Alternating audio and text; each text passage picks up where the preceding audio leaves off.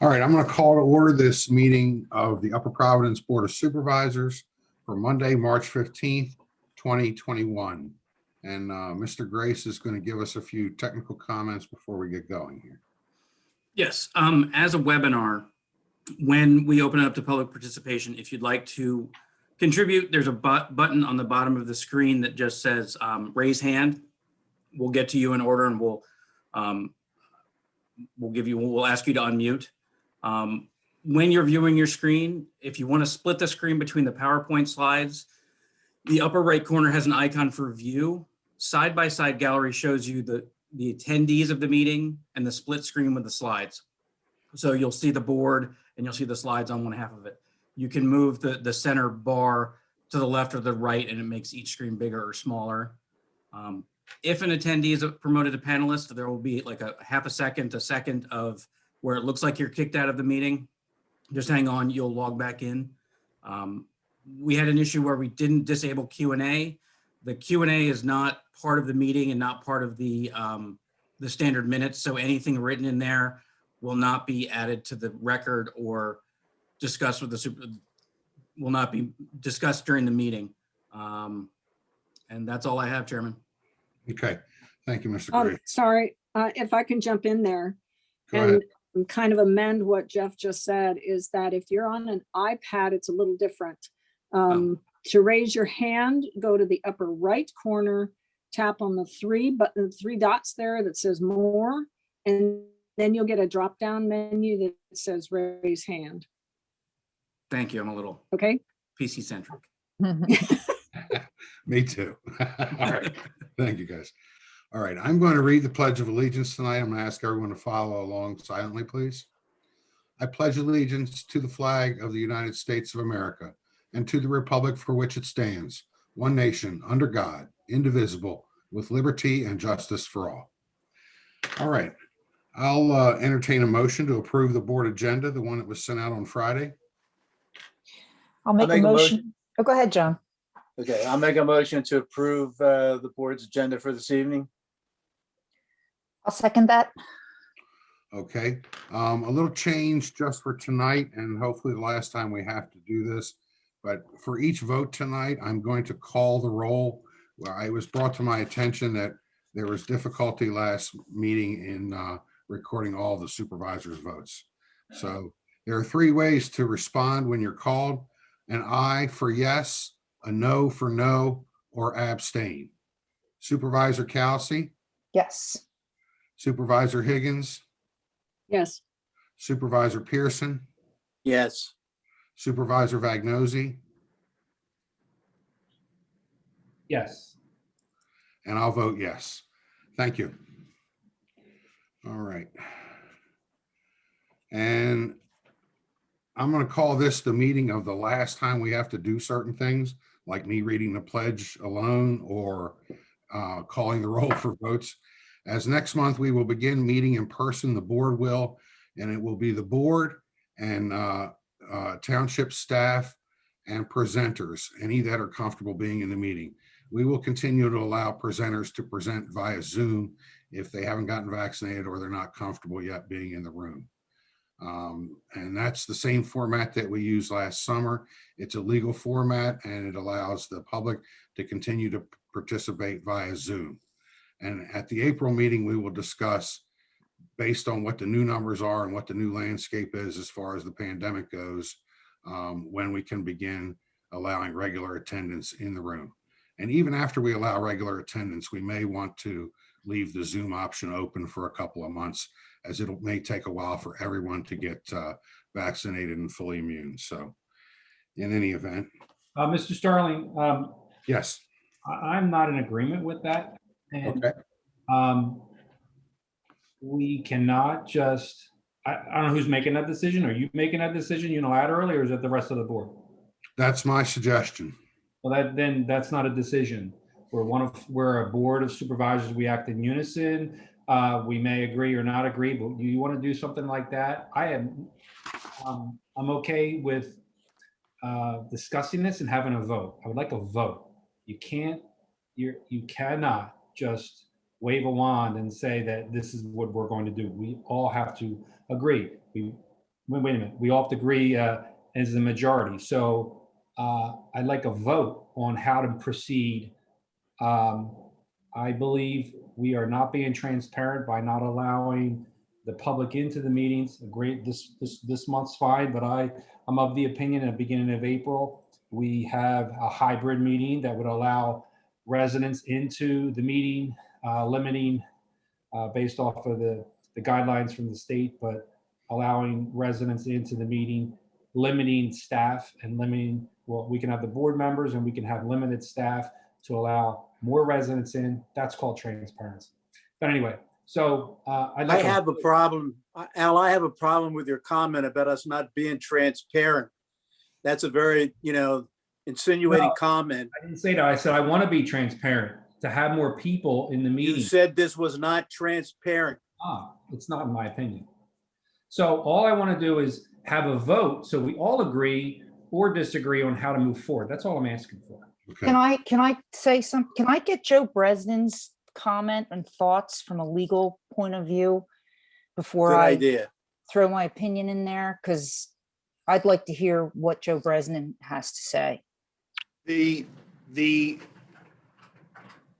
law currently, due to the pandemic, recognizes remote meetings as legally valid. I think that there's an argument you could make that it adds to transparency if you can do both, because people can can log on who might not have been able to come to the meeting, unless transparency is a reference to some other aspect of it.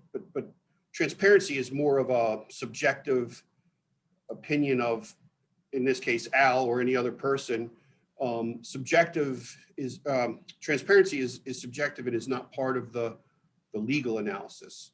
Legally, during the pandemic, it's the law recognizes remote meetings. Now, if you have a hybrid, the only concern that I have stated to staff with a hybrid meeting is the sunshine law. You cannot have a scenario where people are turned away at the door, because then you'd have to all sit and wait for them to get back home and log on. And you can see a lot of confusion if that happened, or they couldn't get back home in time or whatever.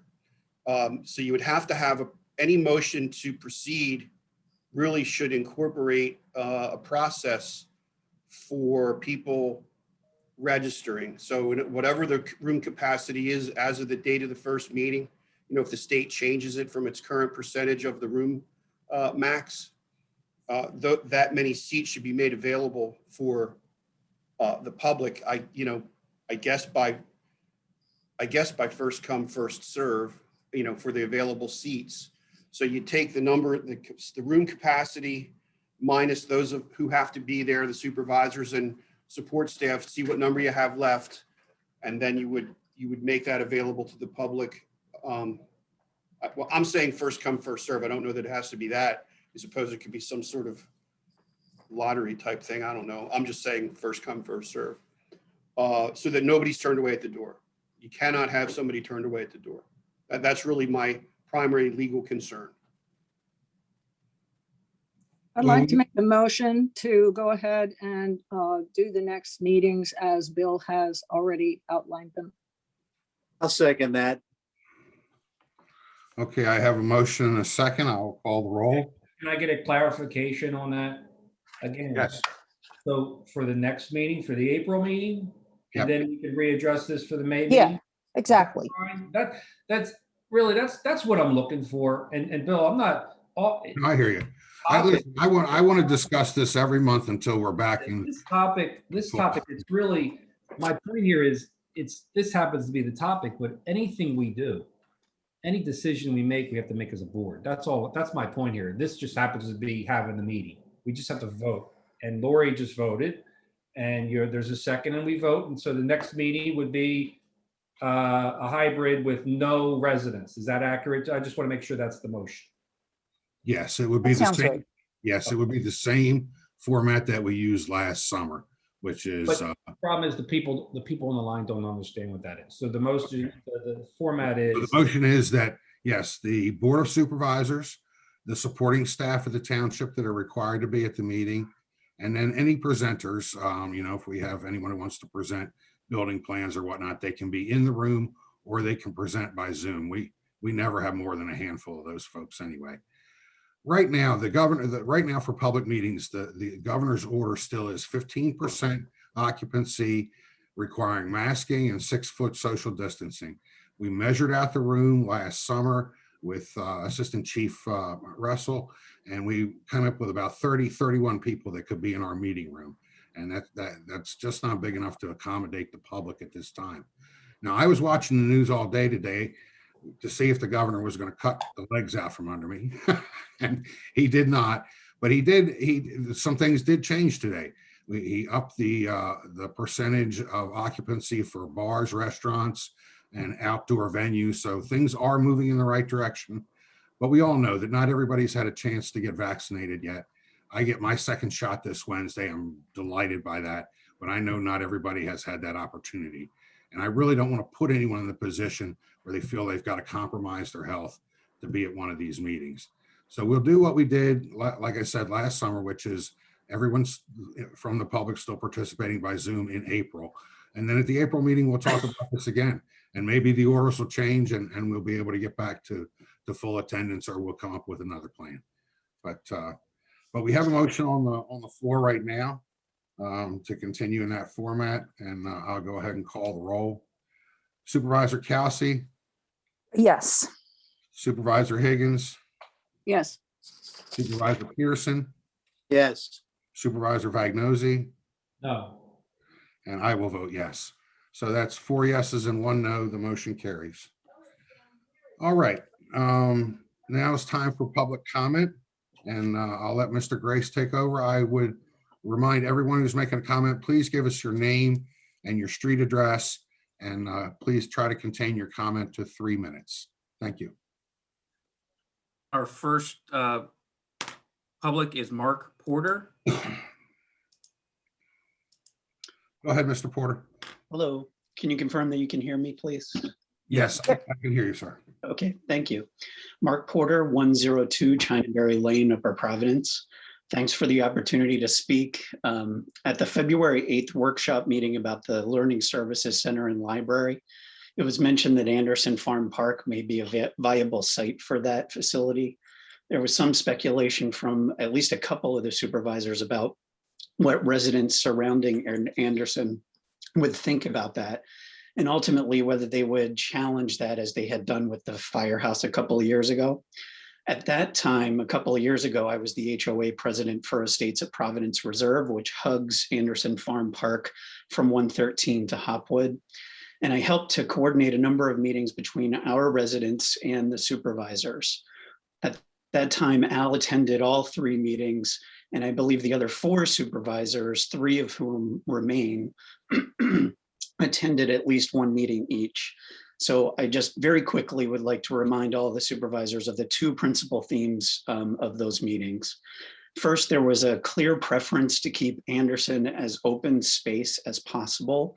And when I say clear preference, what I really mean is it was pretty much a universal opinion and was usually delivered by residents with what I would call an elevated degree of passion.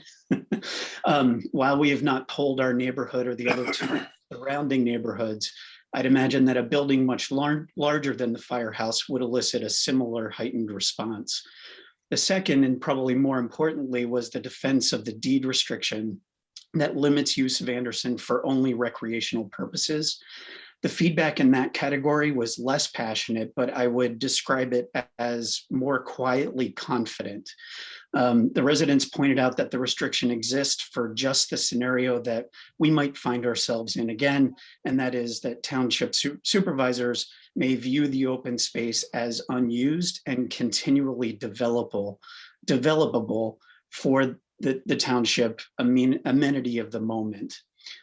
Which right now seems to be possibly the Learning Services Center.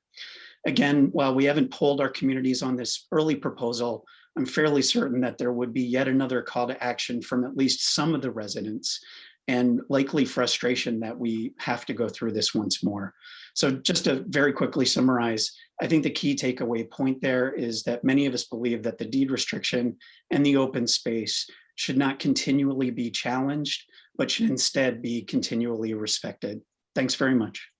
Thank you, Mr. Porter. Lisa Mossy. Go ahead, Ms. Mossy.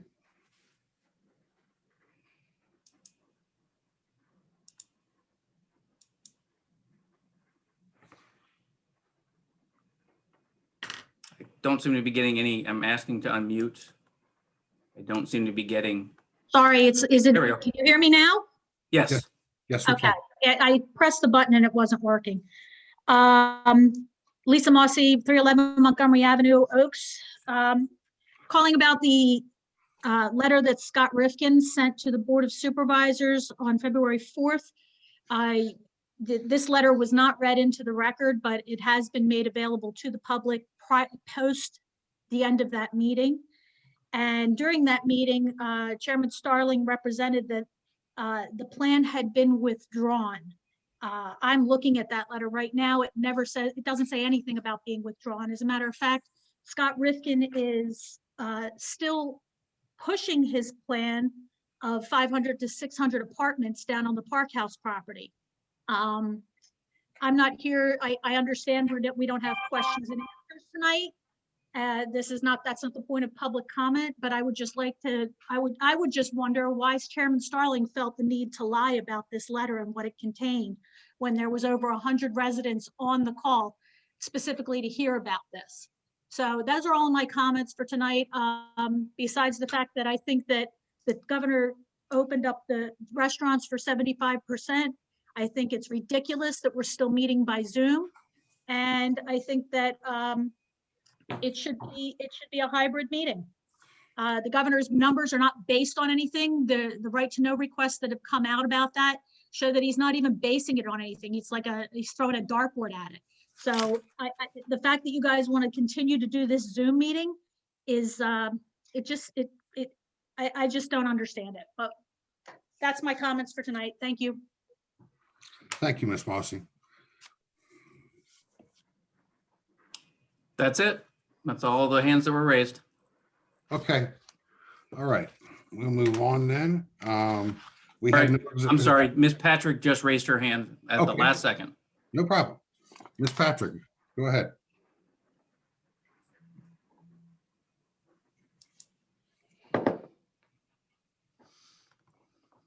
There we go. Can you Ms. hear me now? We can Barely. hear you. Yeah, lean into your microphone. Yeah, I'll try. Okay, I agree with like Lisa Mossy. We should- I'm sorry, Ms. Patrick, we can't hear you right now. I have no idea where. There you go. There you go. You got it. I'll turn it up somewhere. I agree with Lisa Mossy about not letting this next meeting go hybrid. If there's room for 31 people in that, like the auditorium there at the Township Building, then I think we should include us in there. Like, how many are there? 1, 2, 3, 4, 5. 5 of you. The sheriff, the recorder is 7. So the other 24 goes where? What space is that for? The chairs? Is that what's going to happen with it? Is like, let nobody come to our meetings? And you're saying that it was like the transparency, but you're not transparent. We can't find all this stuff that you talk about online, and you're not printing it. And then I get this flyer in the mail that just shows me all the update for your development and what's going on in our open space Upper Providence is nothing. There's no more open space, but let's just keep building. So after that February 4th meeting, and Scott is going to expand the apartment building at the Park House property, then what was the purpose of that meeting? And then I don't know what you're doing with the storm runoff and everything. I did post those questions, but I didn't know that we couldn't have questions at this meeting. So when can we have our questions answered? Joe, could you take that? Questions generally precede any time that there's about to be a vote on anything on the agenda. And even then, not always. Anything that's going to be on the agenda, you have an opportunity to offer your comments at the start of the meeting. If you have questions, the better time to do that is during the course of the week rather than just coming to the meeting and asking them for the first time. If you contact staff during the week, then you can get, a better, more thought out answer from staff or from your elected people. You can contact them during the week too. It's the same thing, that nobody contacts us back. And some people work Monday through Friday, 7 to 5 at night. That they just can't always just make a phone call to you guys. Some things are hearings instead of just regular votes. You'll see something on the agenda tonight. Anything relating to zoning is a hearing. And then you have the opportunity to ask questions during the hearing if it's about that matter. So that would be one significant exception. Anything having to do with the Park House property would be zoning. There'll be plenty of chances to ask questions on that, just not this evening. It's not on the agenda. Okay, so when does the agenda come out? Which day does the agenda come out? Because I went on Friday and it wasn't there. Staff could, Jeff, I don't know, somebody can answer that. Usually it comes out the Friday before. So I must have missed you by an hour or so. Yeah. Tony, if Can we get if your you address, call, Ms. Patrick? Just, I know we have it in the records, Yeah. but just so it's on the record. Okay, it's Tony Patrick, 410 Laurel Lane, Oaks. Thank you. Thank you. Ms. Tony, Patrick, if you call me, you have my number. I'll tell you whatever it is you want to know on the agenda, what's ever coming up on the agenda. Just call me. Okay, John, thank you. also, Ms. Patrick, I'm available by email. My email is posted on the township website. Oh, yeah, I saw that. Please email me with any questions. Thank you. All right. It seems like nobody else is speaking. Who else would? Do we have anyone else, Mr. Grace? No, that's it. All right. Okay, we've had no executive sessions between our last regular meeting and this. I assume everyone's had a chance to have a look at the bill list. And if there aren't any questions, I will entertain a motion. I'll make a motion to approve the bill list for February 11th, 2021 to March 10th, 2021 in the amount of $1,545,282.51. Do I have a second? Second that. All right, I will call the roll. Supervisor Kelsey, Yes. Supervisor Higgins, Yes, Supervisor Pearson, Yes, Supervisor Vagnozzi,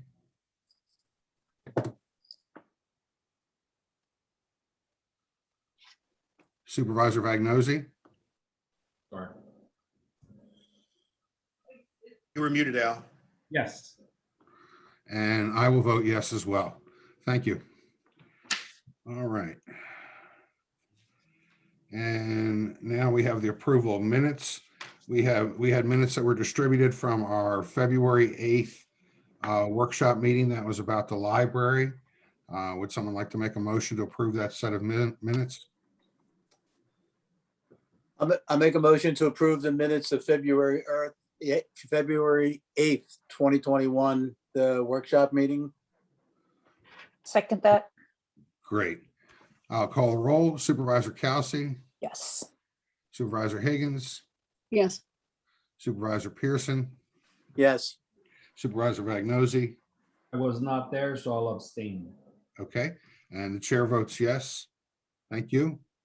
All right, and we had a set of minutes for our February 16th regular meeting that were distributed. If there's no questions or corrections, I'll take a motion on that. and I'll make a I'll make a motion to motion to approve pass, go ahead. approve the February 16th, 2021 regular meeting minutes. I'll second that. All right, now we'll call the roll. Supervisor Kelsey, Yes. Supervisor Higgins, yes, Supervisor Pearson, Yes, Supervisor Vagnozzi, Supervisor Vagnozzi. Yes, you don't hear me? No, I, Oh, sorry. yeah. And I will vote yes as well. Thank you. All right. now we have two public hearings tonight as part of our meeting. So I will adjourn the regular Board of Supervisor meeting for a few moments while we do two public hearings, and I'll let Mr. Bresnan take it from here. I believe that the first one, Mr. Starling, is a presentation from our traffic engineers regarding the complete streets and transportation plan. So I guess if, I know I saw Mark Mangiardi on, assuming he's ready to go. You good, Yes, Mark? Joe, I'm here, Joe. Oh, there you are.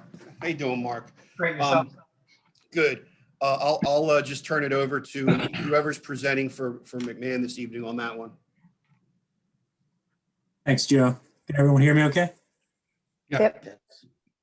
Well, good evening, everyone. Anthony Valencia with McMahon Associates, traffic engineer to the township, project manager for the active transportation plan and complete streets policy efforts that we've had the privilege of working on and preparing on behalf of the township over the course of the last year or so. We presented draft comments or draft documents of the complete streets and active transportation plan previously to the board, and on previous occasions to the planning commission as well, had a public period comment.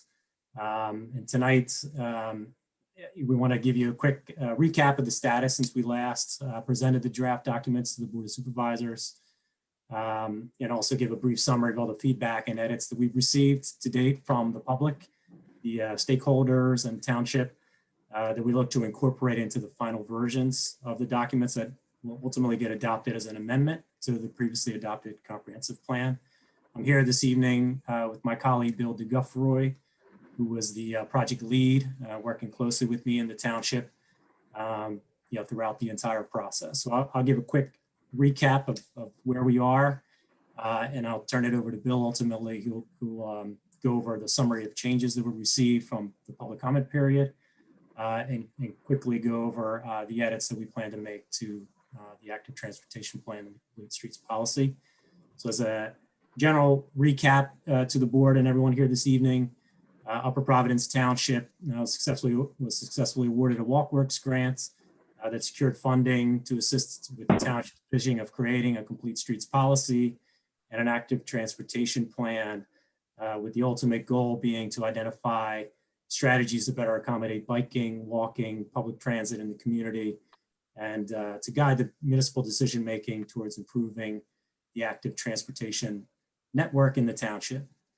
The draft active transportation plan and complete streets policy were presented to the Planning Commission on December 9th, 2020, which time they approved a motion to adopt the active transportation plan and complete streets policy as an amendment to the previously adopted comprehensive plan.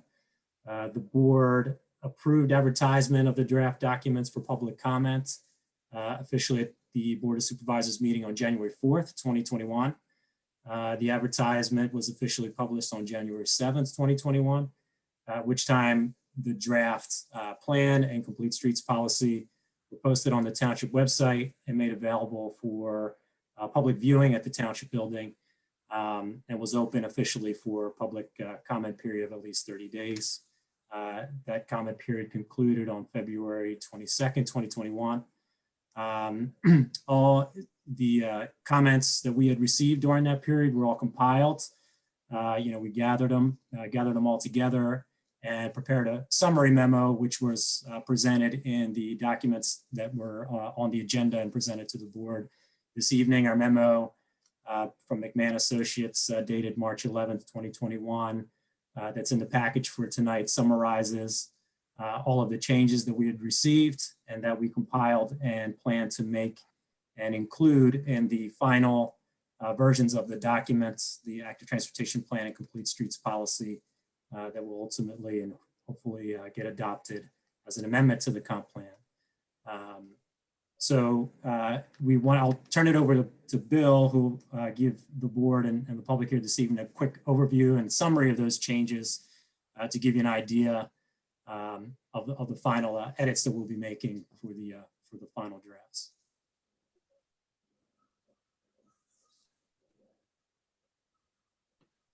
Thanks, Anthony.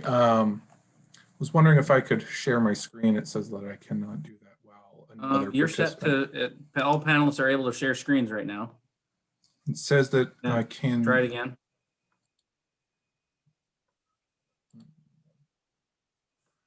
Okay, thank you. As Anthony said, I'm going to briefly go over some of the edits that McMahon outlined in the memo that are based on the comments that we received during the public comment period. So the first one is to just add another funding acknowledgement for DCNR, who also helped provide some funding for this effort. Next, we'll add a year citation for when some of our demographic data is from, and that would be from the US Census ACS 2015 to 2019. The next one, we'll reorganize this page that talks about some of the ongoing efforts to improve biking and walking in the township. The content won't change, just the organization will, with some subheadings, just to make it a little bit easier to read. This one is just cleaning up a typo. There was an extra word in one sentence on this page. This map shows the existing active transportation features in the township. One thing that we were asked to change was that it's just showing the priority bike Montco network from the Montgomery County Planning Commission. And they asked that we show the full bike Montco network, which would show some more roads. We'll also add a reference to this page to the Montgomery County Complete Streets Policy, saying that the Complete Streets Policy that was developed for Upper Providence is consistent with Montgomery County's Complete Streets Policy. One thing that came up during the planning process was identifying some priority capital improvement projects. This paragraph and map were prepared a little bit earlier in the process, but as we moved forward, it was also evident that the Schuylkill River Trail should be identified as a priority project too. So we'll be editing the text in this paragraph and editing this map to show the Schuylkill River Trail.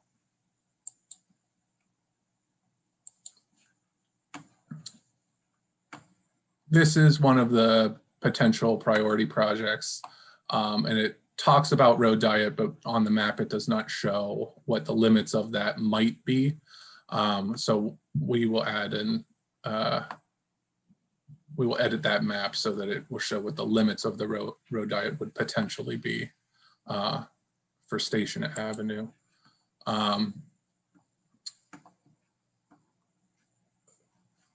This one is the Perkiomen Trail Crossing, where McMahon identified short and long-term recommendations. It's not very clear in the text here or in these images what the short versus long-term recommendations are. So we will clean that up to make it a little bit easier to understand.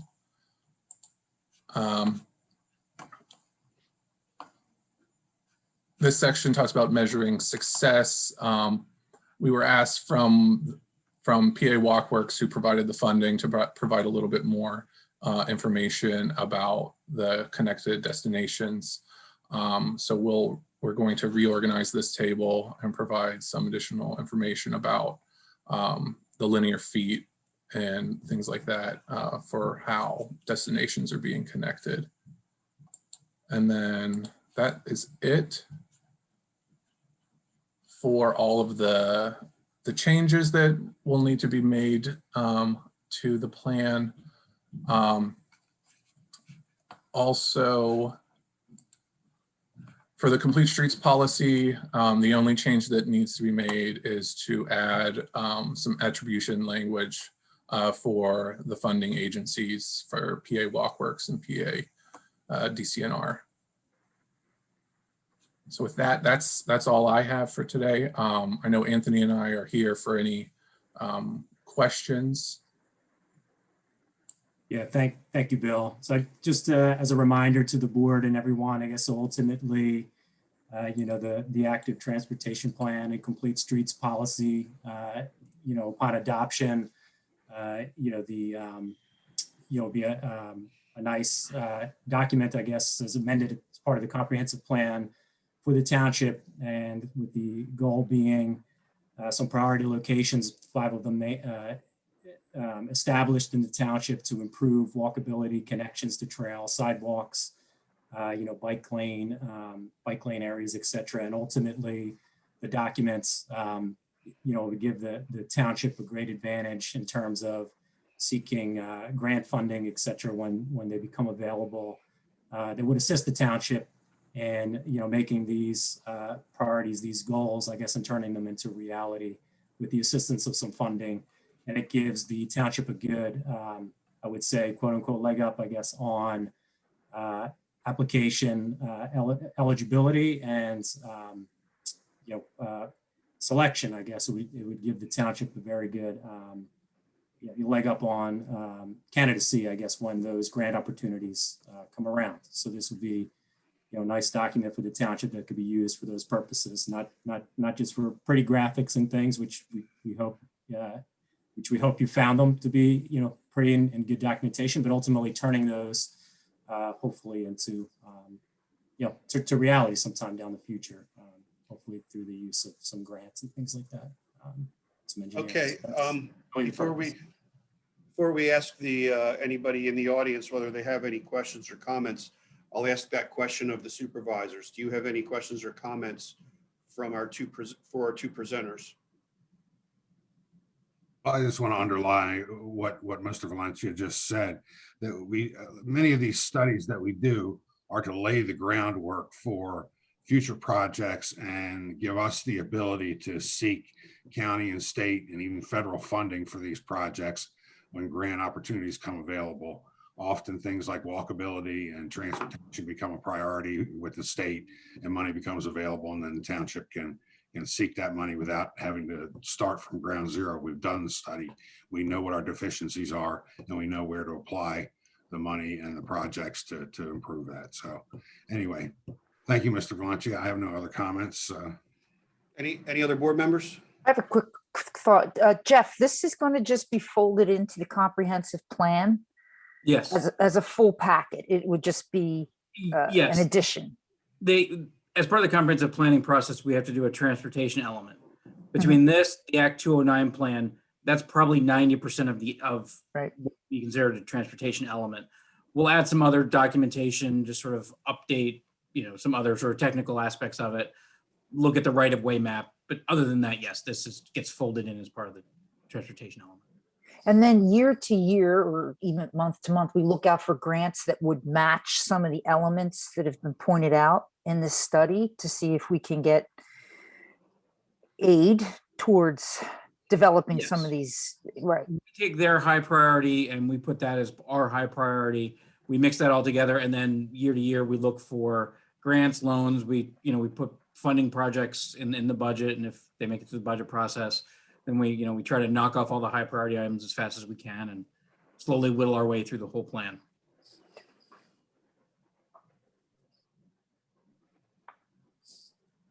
Okay, are there any members of the audience who have any questions? If so, please use the raise your hand feature for Mr. Grace to see.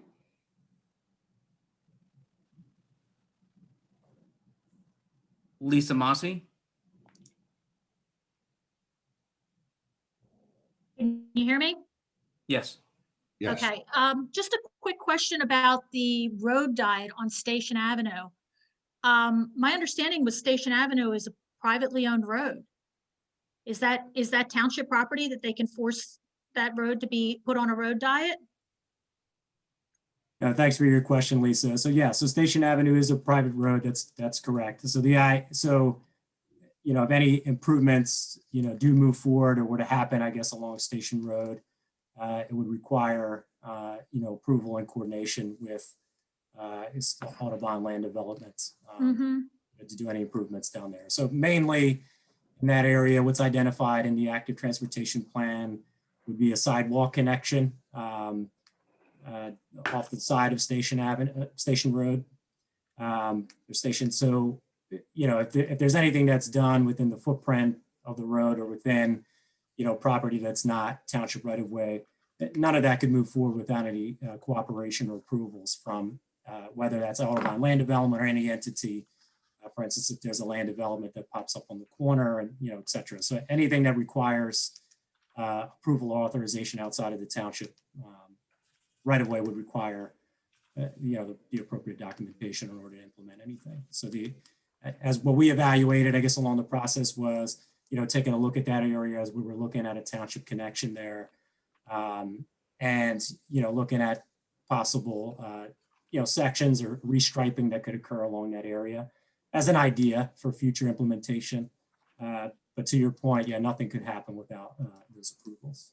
Well, there's just FYI, half of Station Avenue is not even developed. I mean, you have the Target and the Lowe's and the BJ's on the one side, but the other half is not developed. I mean, Nielsen came in for a zoning change over there and will probably develop it eventually, but I can't understand why we would narrow that road. That's what I don't understand, because that road gets pretty heavy traffic when there's something down at the expo. And if there's something down at the expo, the traffic backs up down there. And it just seems, I don't know, a little redundant, because after you pass over Montgomery, there is a trail there. There is a trail on that side of Station Avenue that goes right down to the Schuylkill River Trail. So I don't know. It just seems odd to target it. I mean, I don't mean to belabor the point. It just seems an odd road to target for a road diet. Yeah, so your points are noted, Lisa. Thank you. Yeah, the main priority that was established, I guess, for that corridor, that section, was to establish a connection from Egypt Road, essentially that ultimately brings you down to Montgomery and beyond, I guess, that connects to the trail. So the road diet was, not part of the evaluation for the road diet would be, assessing things, to your point, future development, traffic patterns, et cetera. If the traffic patterns and the analysis would dictate that the lanes need to stay the way they are, then they would. If those future things dictate that there's ability to restripe or narrow some of the lanes in order to provide perhaps some additional shoulder or bike lanes and things of that nature, and the capacity would allow for it, then we would evaluate it as such. But so that's, so the idea, and any development, I guess, would occur. That's the other thing as part of this plan. Any development that occurs in the township in these priority locations, should they advance, having this documentation adopted allows the township, to coordinate with the developers and show them that there is a plan to make these connections and work with them and, to assist in getting those things accomplished. Yeah, I understand that. I mean, and I thank you for your comments. My concern, I guess, is an overarching one, which is a little bit more outside the scope of the Board of Supervisors authority. But it just seems to me that we use a lot of transportation dollars for bike trails and walking trails. And this is the suburbs. Everybody drives. I mean, I understand that we want to make those connections, but we're spending like millions of dollars making trail connections, and we're sitting in traffic because it just seems like a misallocation of funds for me. That's all. And I understand what, the thought process behind it.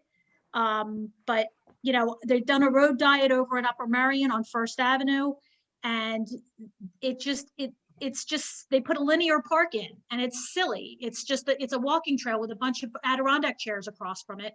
It's a silly concept, and I just don't want to see us go down that road and spend a whole bunch of money on a quote unquote linear park with a bunch of Adirondack chairs on it, so that it says, okay, well, this is a park. Do you know what I'm saying? That's all I'm saying. I would rather see transportation dollars used to do road improvements and improve the flow of traffic rather than bike trails and walking trails. That's all. Thank you. All right, thank you, Lisa. Thank you. Jeff, does anyone else have their hand up? Tony Patrick?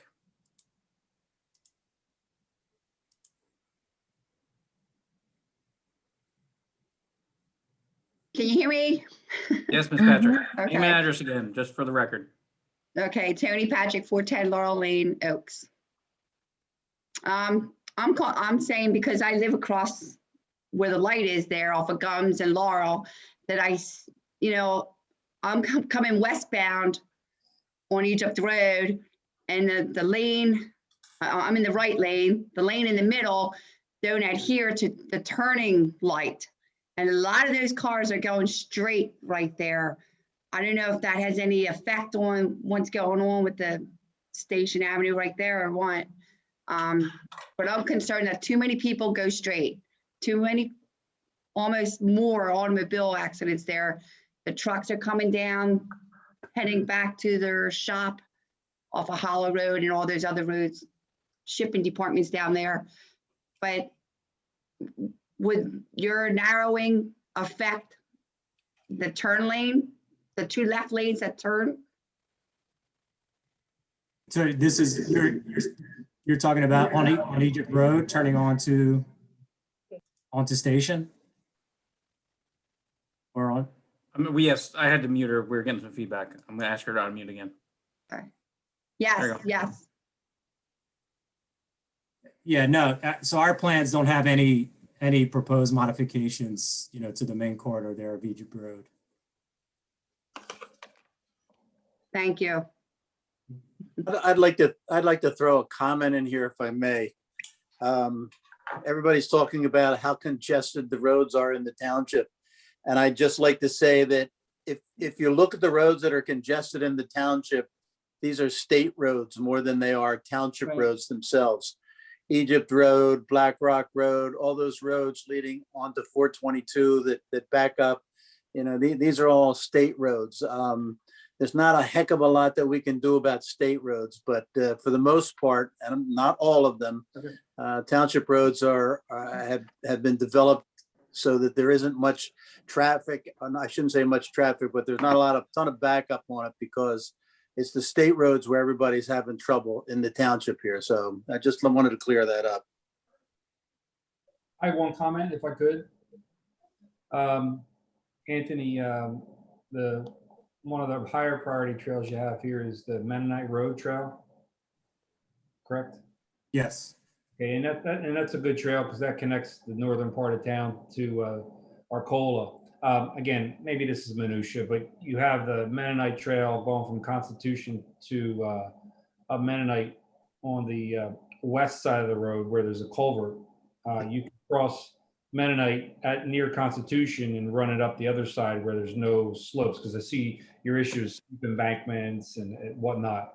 I don't know if you looked at, again, maybe you take a look down there and put the trail on the other side of the road, because I'm sure it's a lot cheaper. Yeah, thank you, Al. Yeah, we did walk that section, I guess, when we created that priority area. So we tried to identify it in an area, I guess, that would be less problematic, if you will. There's certainly challenges, to your point, like you mentioned. But ultimately, I guess in implementation, the plan would be to, obviously take, roll up the sleeves and certainly a deeper dive to figure out which area makes the most sense. So, preliminarily, based on our field view and what we presented, we felt that those would be, that would be the ideal location. But to your point, Al, and when the details come around, and design, we would certainly, take a closer look at those areas and try to provide it in the most cost-effective. Yeah, a lot of people walk Mennonite on the road. There's a lot of people. Thank you. That's all. Yep. Okay, all we are there any other hands raised, Jeff? No, we're good. All right, well then in that case, it would be right for a vote. I would turn it back over to Mr. Starling for that purpose. Joe, I think we're going to go ahead and do the second public hearing, and then we're going to have two votes right after that. Boom, boom. Okay. The next one is the ordinance 588 cleanup. Go ahead. Okay, the ordinance 588 is an ordinance that is sort of a potpourri of things that all were sort of kicking around and in need of being cleaned up. And so this is it does involve some zoning provisions. And so this is a zoning hearing pursuant to the municipality's planning code. And I will make a part of the record a copy of the ordinance as Board Exhibit 1 and a copy of proof of publication as Board Exhibit 2, so that everyone knows that it was advertised for this evening. I won't read all of the ordinance. I will tell you that what this ordinance seeks to do is to clean up things that keep coming back to township staff mostly as waiver requests. So you have a land development plan come in front of the supervisors, and to give you one that you guys may have noticed, every time there's a plan in front of you, there's a waiver request for the degree of slope on the bottom of a basin, or there's a waiver request for some aspect of the stormwater management. These little details that we keep saying we need to get around to cleaning them up. The reason everybody's asking for waivers all the time is because the provisions have become outdated over time, and they're just no longer keeping with the rest of either the land development ordinance or the zoning ordinance or the practice of the township. And if anybody out there has questions about any of the specific provisions in here, because it does jump around and cover a lot of ground, we'll be happy to try to answer your questions.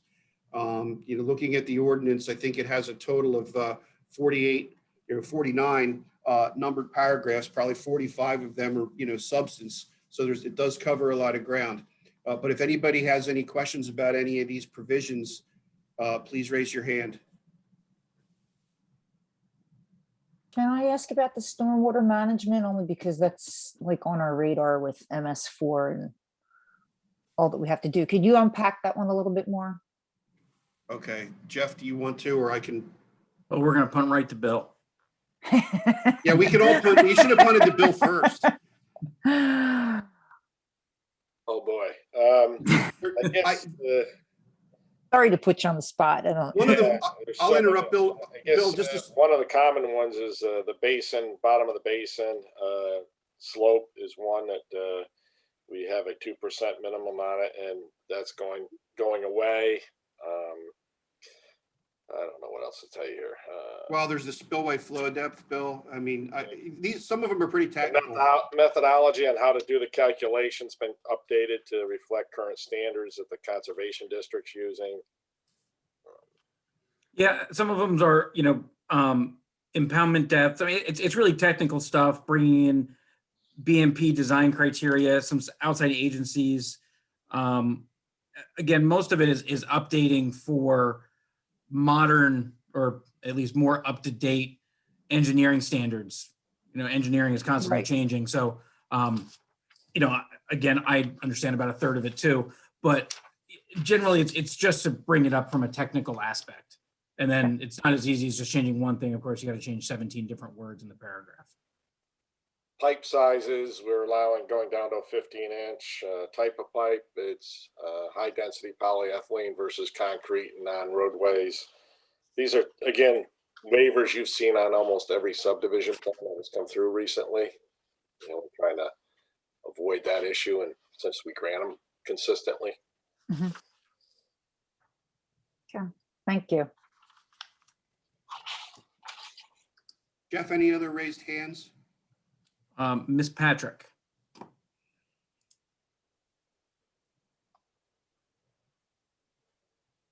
Hello again, Tony Patrick, 410 Laurel Lane. You guys had the surveyors out here in our neighborhood for the storm runoff, and do you have any updated information regarding that? And I got more pictures of Honeysuckle Lane, because that water literally comes down to, their front of their lawns, both front of their lawns, to the back side of the lawn, down to my lawn, and then into hopefully, it sits in my backyard. And I got pictures of it sitting there like 4 days later. So Ma'am, did that's you guys have any, like, you guys did a survey, so I was just wondering, what's the update on that survey? okay, right now, we're taking comment on this ordinance that we're discussing. The ordinance provisions are not specific to a particular property or site-specific problem. So whatever your questions are would be for staff, but they would be outside of this hearing because this is not addressing whatever surveys you're referring to. Are there any other raised hands, Jeff? No. Okay, doubling back, making sure none of the supervisors have any questions. No, I think we're good. Okay, then I'll turn it back over to Bill on both of those. And that's Bill Starling, right? There's I'm a lot sorry. of I'm sorry. there's a lot of bills in this meeting. Point taken. I'm saying I Mr. keep Starling every from time now. someone wants to toss something to a bill, I'm like, no, not me. All right, thanks, guys. All right, we're gonna go ahead. Like I said, we've got our next two items are resolutions to adopt the active transportation plan and the cleanup ordinance. So if I'll make a motion to pass the public hearing regarding Complete Streets Active Transportation Plan. I'll second that. all right, we have a motion and a second to adopt resolution 2021-18, adopting the Complete Streets Policy and Active Transportation Plan. Supervisor Kelsey, Yes. Supervisor Higgins, Yes. Supervisor Pearson, Yes. Supervisor Vagnozzi, Yes. and the chair votes yes. Thank you. Okay, and our next item is the resolution or a motion to adopt the changes to ordinance 588, amending, chapters 58, 150, 154, and 182 of the Township Code. Do I have a motion? I'll make that motion to adopt those changes, Bill. All right, and do I have a second? I'll second. Okay, so I have a motion and a second to adopt ordinance 588, which amends chapters 58, 150, 154, and 182 of the Township Code. Supervisor Kelsey, Yes. Supervisor Higgins, Yes. Supervisor Pearson, Yes. Supervisor Vagnozzi, Yes. and I vote yes. Thank you. All right, All right. Thanks, Mark Majority. thank you. Thank you. Have a good night, everyone. All right, great. Thank you. Guys. Right. All right. All right. The next item of business is to award a bid for the Mont Clare alignment project to the Marino Construction Corporation from Skippack in the amount of $669,797. Do we have someone on the township staff who wants to speak to that briefly? This is Brian. I can speak to that. Throughout last year, we worked with traffic planning and design to design the improvements that will align Walnut Street with Jacob Street. We're also the recipient of a 2017 PennDOT Multimodal Transportation Fund grant in the amount of $927,000 to fund the vast majority of this project. It was publicly bid on Penn Bid over the course of about the last month. And as you indicated, there were a total of 4 bidders. The lowest responsible bidder, Marino Corporation, bid $669,797 for the base bid. And traffic planning and design has vetted their bid and identified them as the lowest responsible bidder. I know John will ask, so the project manual does call for substantial completion by November 20th of 2021. So you have a time frame in mind there, John. Thank you very much. All right. I only have one question, and that's for Mr. Dingman. I assume that he's vetted the contractor, Bill? He is not. This was done through traffic planning and design. As part of the requirements of the Multimodal Transportation Fund grant, the board could not award that as a professional service to any firm they desired. We had to enter into a competitive process where we vetted multiple firms. So traffic planning and design was awarded the project, and Bill has not had a whole lot of involvement with it. I was unaware of that. John, I do know the Marino Corporation from other clients, and they have done very good work. Thank you, Bill. Jeff, could you go on to the next slide so the board and the public can see there you go. There's the bids on the job. Great, thank you. John, I'll echo what Bill also said. And the second place bidder was Barwis, who just completed the project at Township Line and Linfield Trap Road. Thanks, Case. All right, are there any more questions? If not, I will entertain a motion from Supervisor Pearson. I'll be happy to make a motion to award the bidding of the Mont Clare alignment project to Marino Corporation from Skippack in the amount of $669,797. Second that. All right, I have a motion and a second. I'll call the roll. Supervisor Kelsey, Yes. Supervisor Higgins, Yes, Supervisor Pearson, Yes. Supervisor Vagnozzi, Yes. and the chair votes yes. Thank you, everyone.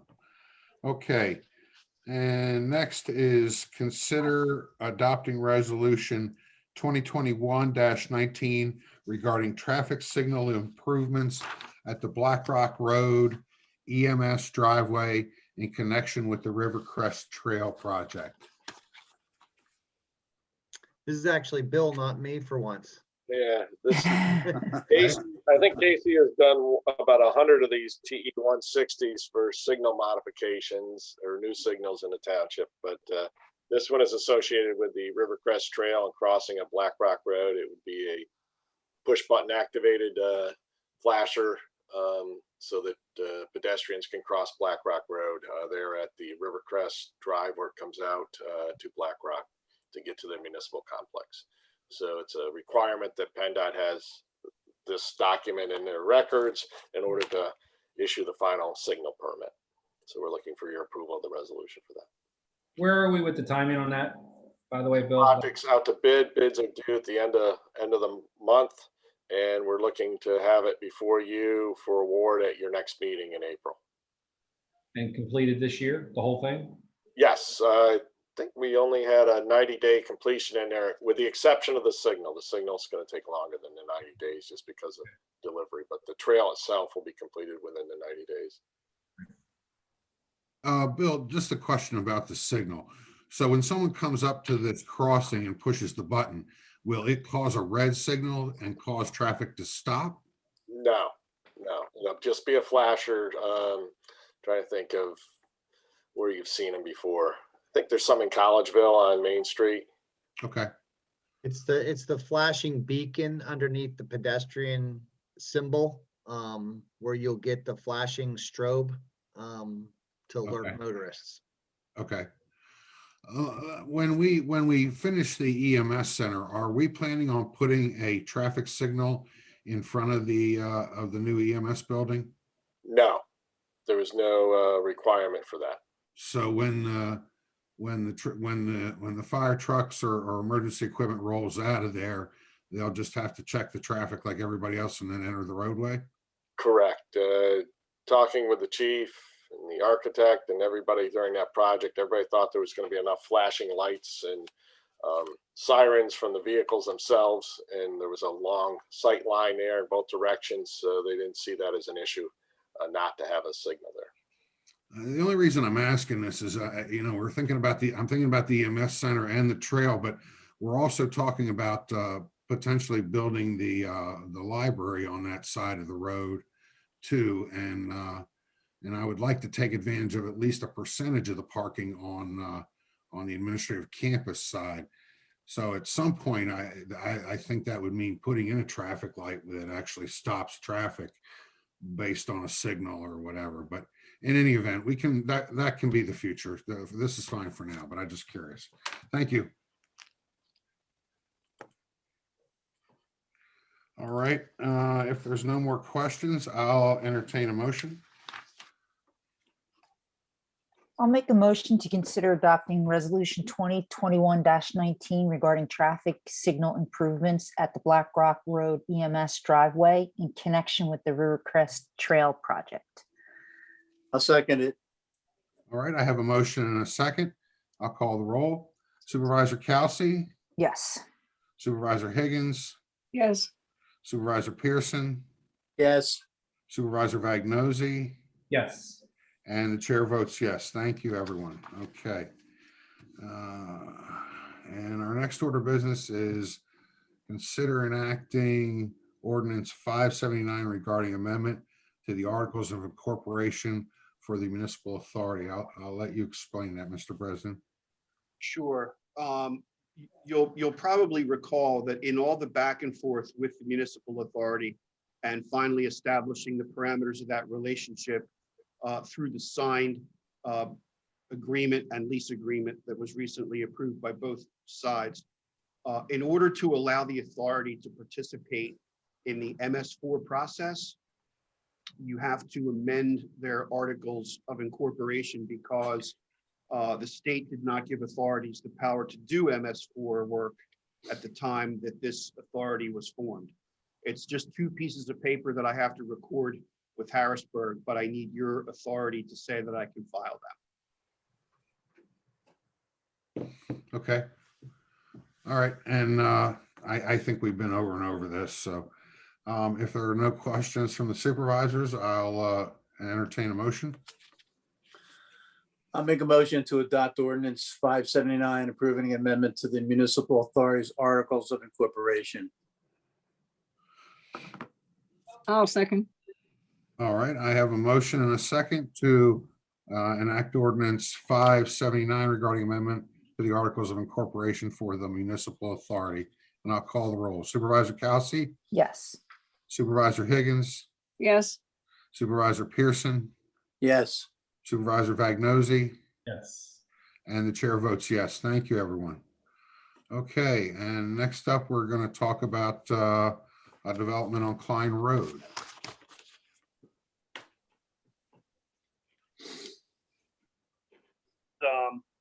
This is something that really is, it was already approved conceptually, but you didn't actually vote on it before.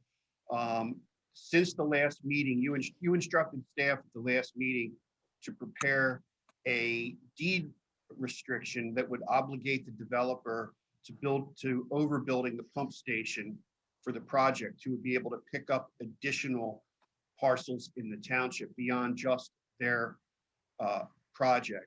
And so I prepared a deed restriction, and the applicant's attorney, Mr. Maris, is on tonight if any of you have any questions.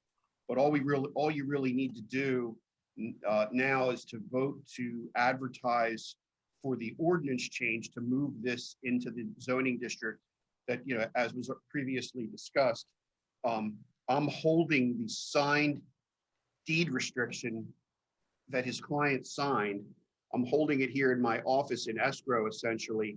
And then if the ordinance gets adopted, I'll record the deed restriction with the county. So there's no worry about whether we'll have him obligated to do it, because we got that done in advance.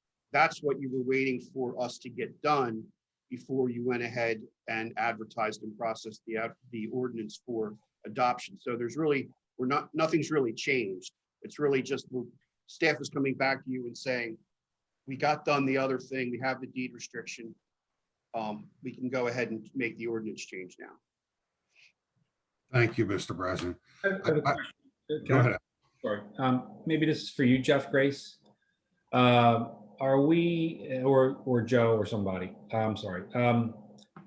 If I'm not mistaken, in addition to this project, we are looking at a couple other parcels adjacent to this to change the zoning to R2 or whatever. What is it we're doing? No, the application is just for this parcel. Right. As I've talked to the comprehensive subplan committee and just in general, sort of looking forward, my thought is that if this goes R2, that we may get other applications for R2 in the future. Okay. So when Bill was sizing the pump station, I asked him to size the pump station on the assumption that everything went to R2. None of the other parcels other than Mr. Maris's property are up for rezoning at this point. Again, if they would have to go through the same process if they wanted to rezone.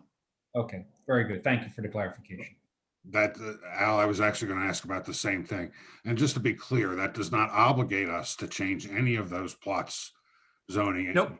We're just No. doing this to be prepared because it seems It's called good rational. planning. We're doing it here. We may do it there. Okay, that Yep. sounds good. All right, are there any other questions from the supervisors? If not, I'll entertain a motion. I'll make a motion to consider setting a date and advertising for a public hearing for PRDC-183 Klein Road to consider a zoning map amendment. I'll second that. All right, I have a motion and a second to set a date and advertise for a public hearing for PRDC-183 Klein Road to consider a zoning map amendment. And I will call the roll. Supervisor Kelsey, Yes. Supervisor Higgins, Yes. Supervisor Pearson, Yes. Supervisor Vagnozzi, Yes. and the chair votes yes. Thank you, everyone. And just to clarify, Mr. Starling, your motion didn't set the date, but staff will do that and we'll get it on as soon as we can onto your agenda. Right, right. Yep, okay. All right, and our next item. Thank you, of everyone. business- Good night.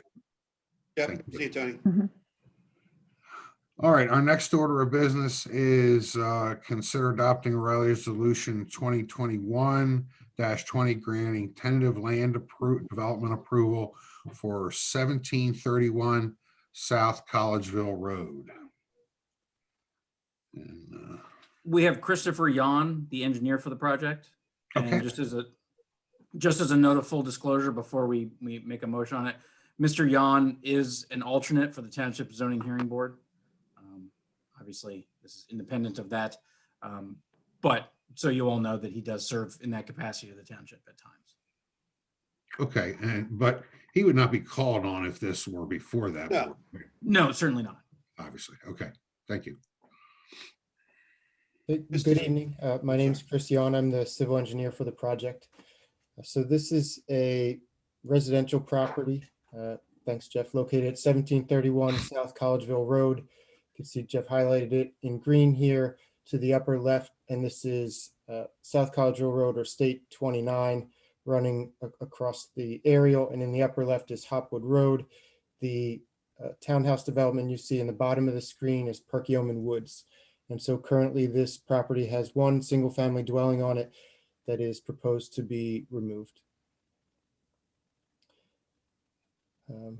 This is another aerial showing the property. You could see Hopwood down on the lower left, South Collegeville running from bottom to top on the plan, Perkiomen Woods on the right.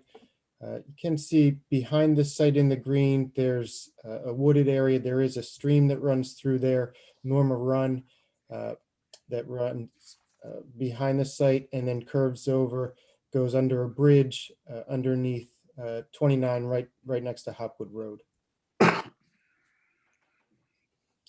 And so this is the proposed site plan. This is a tentative sketch plan, so it's based off of a deed plot, an aerial photograph, 2-foot LiDAR topography, and some information from a one call.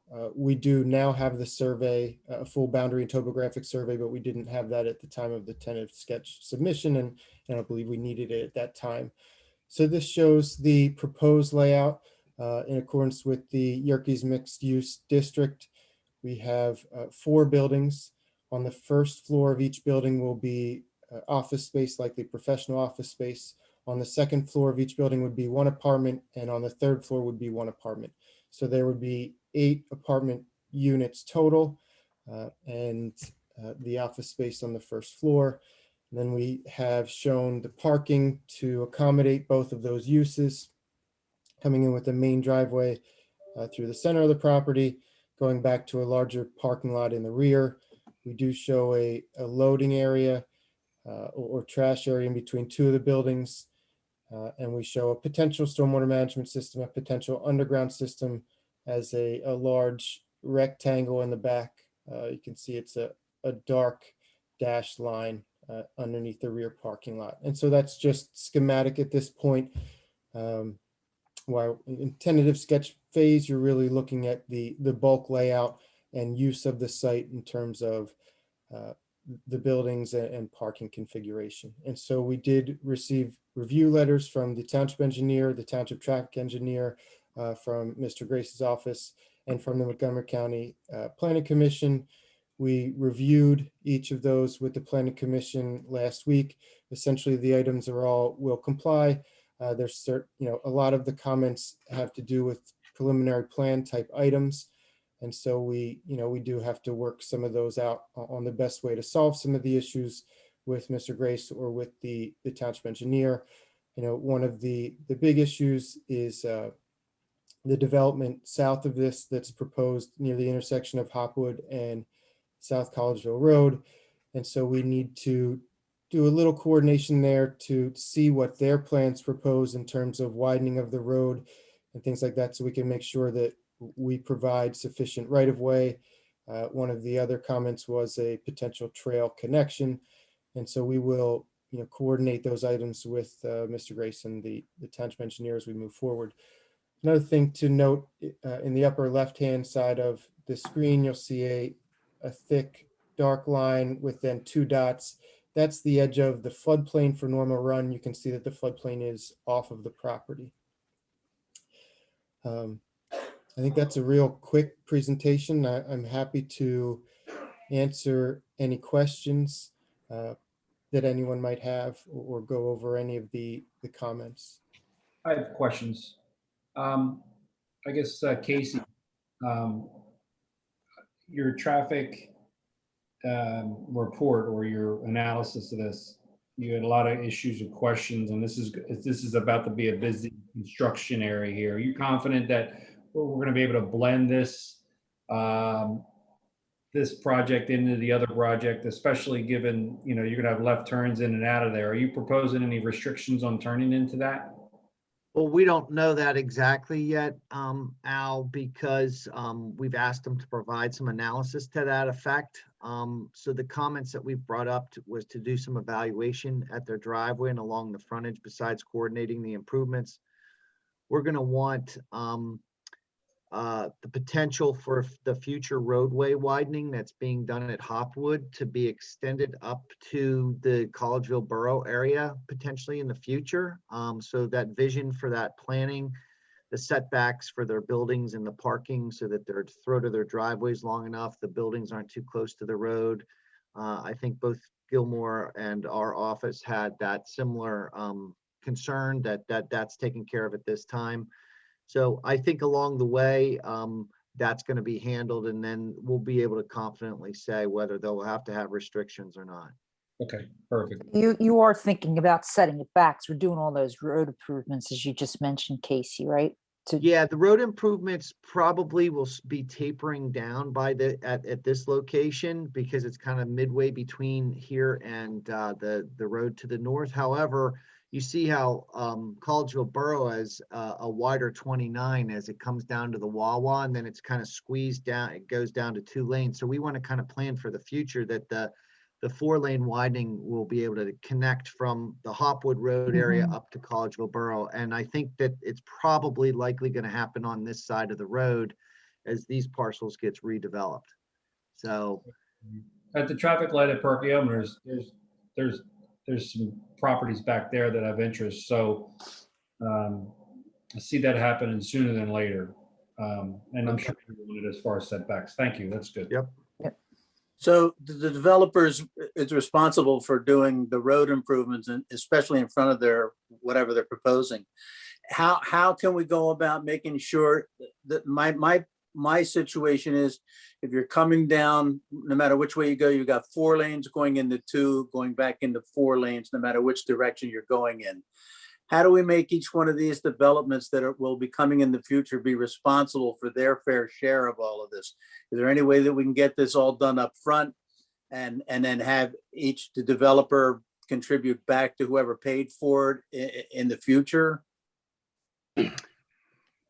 Yeah, well, I guess we have to follow whatever the ordinances say right now. Obviously, you know that, but we're trying to get the setbacks for Any of the widening, we could probably try to put some of that, their frontage widening in some kind of escrow if we need to, John, besides the planning portion of this. I mean, I'll let Joe comment on that, but that is a good point, because we need to piece this together.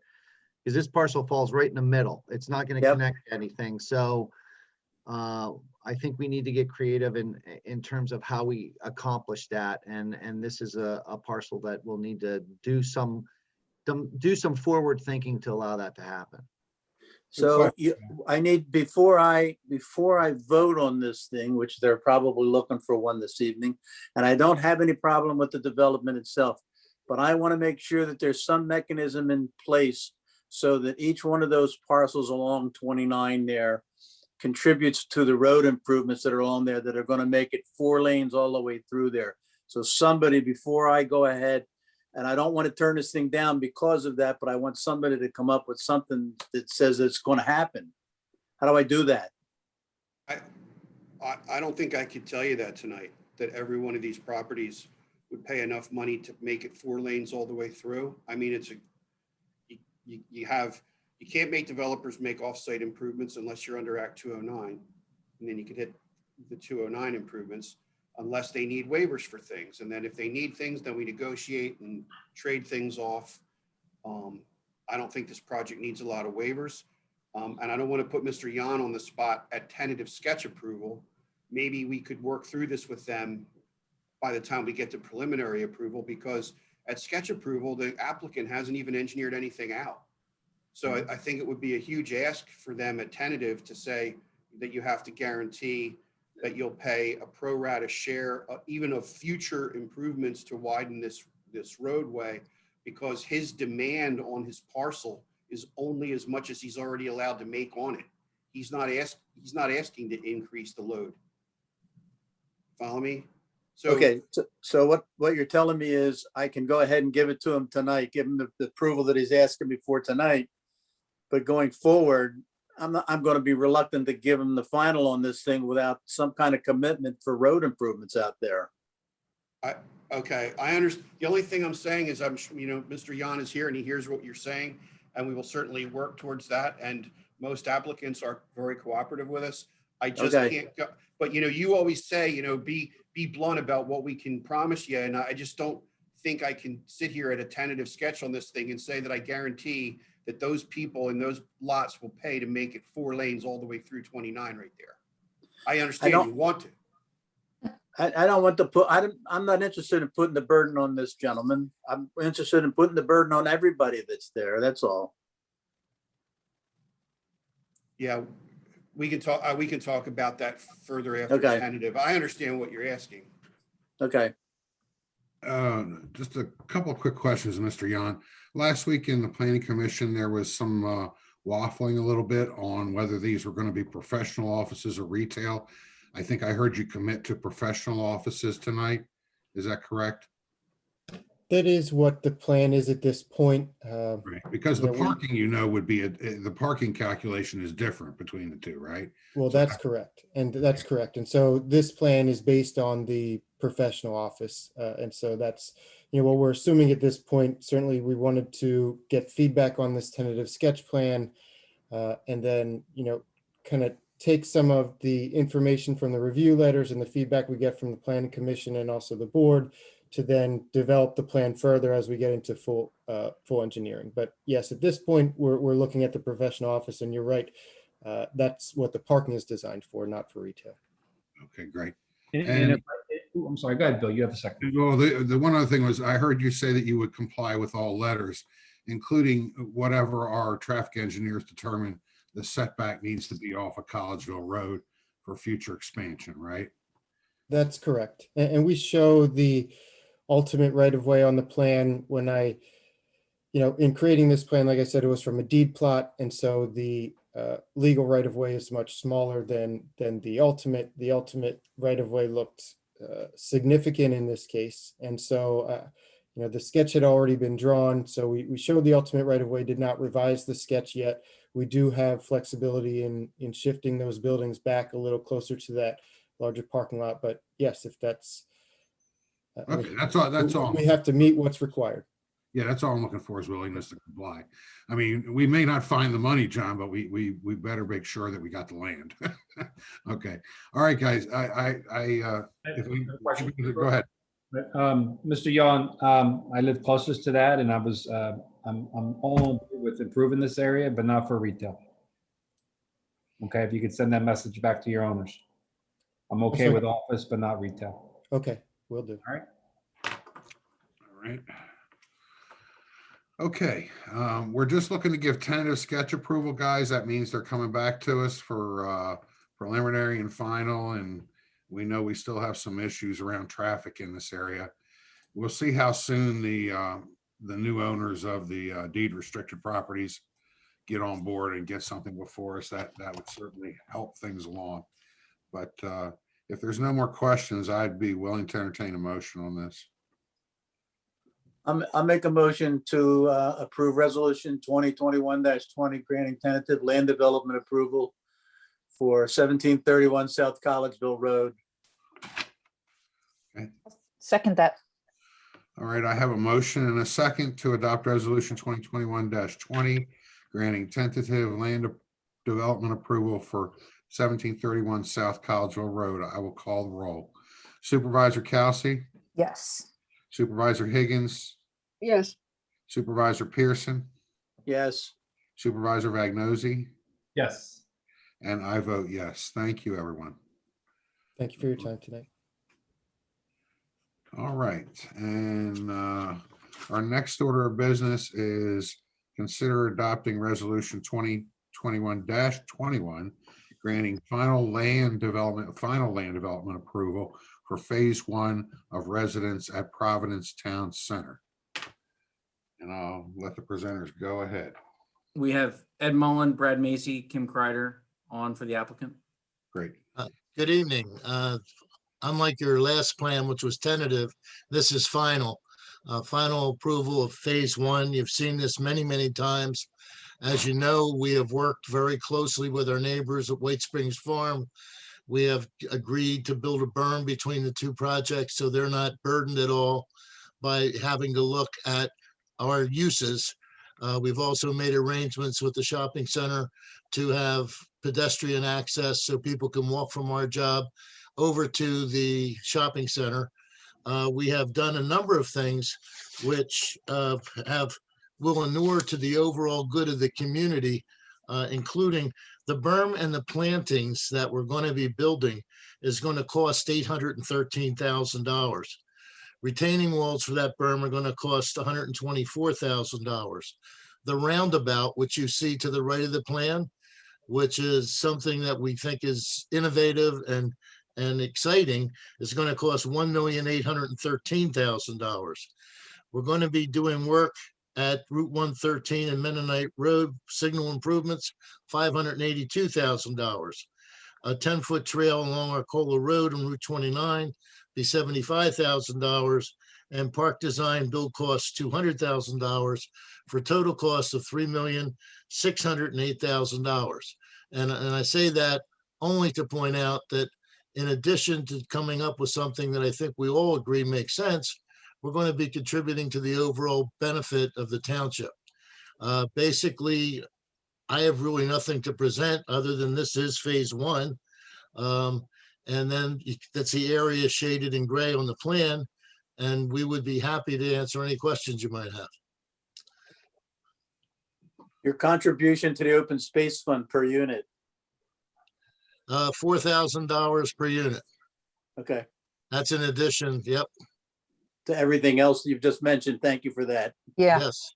Yep. An additional $1,000 a month on top of that. Actually, there's $1,000 per unit, which we negotiated a couple years ago with this. So the $1,000 per unit, there's 585 units. It's 1,000. It's 585,000. That was really designed to be like a public safety contribution or some kind of contribution for the services that they're going to use. And that is, we will receive that $1,000 upon U&O for each building. So I don't know, say there's 50 units in each building. So every time a building receives a U&O, we receive payment for all of that over a period of time that it takes them to do this. So That's correct.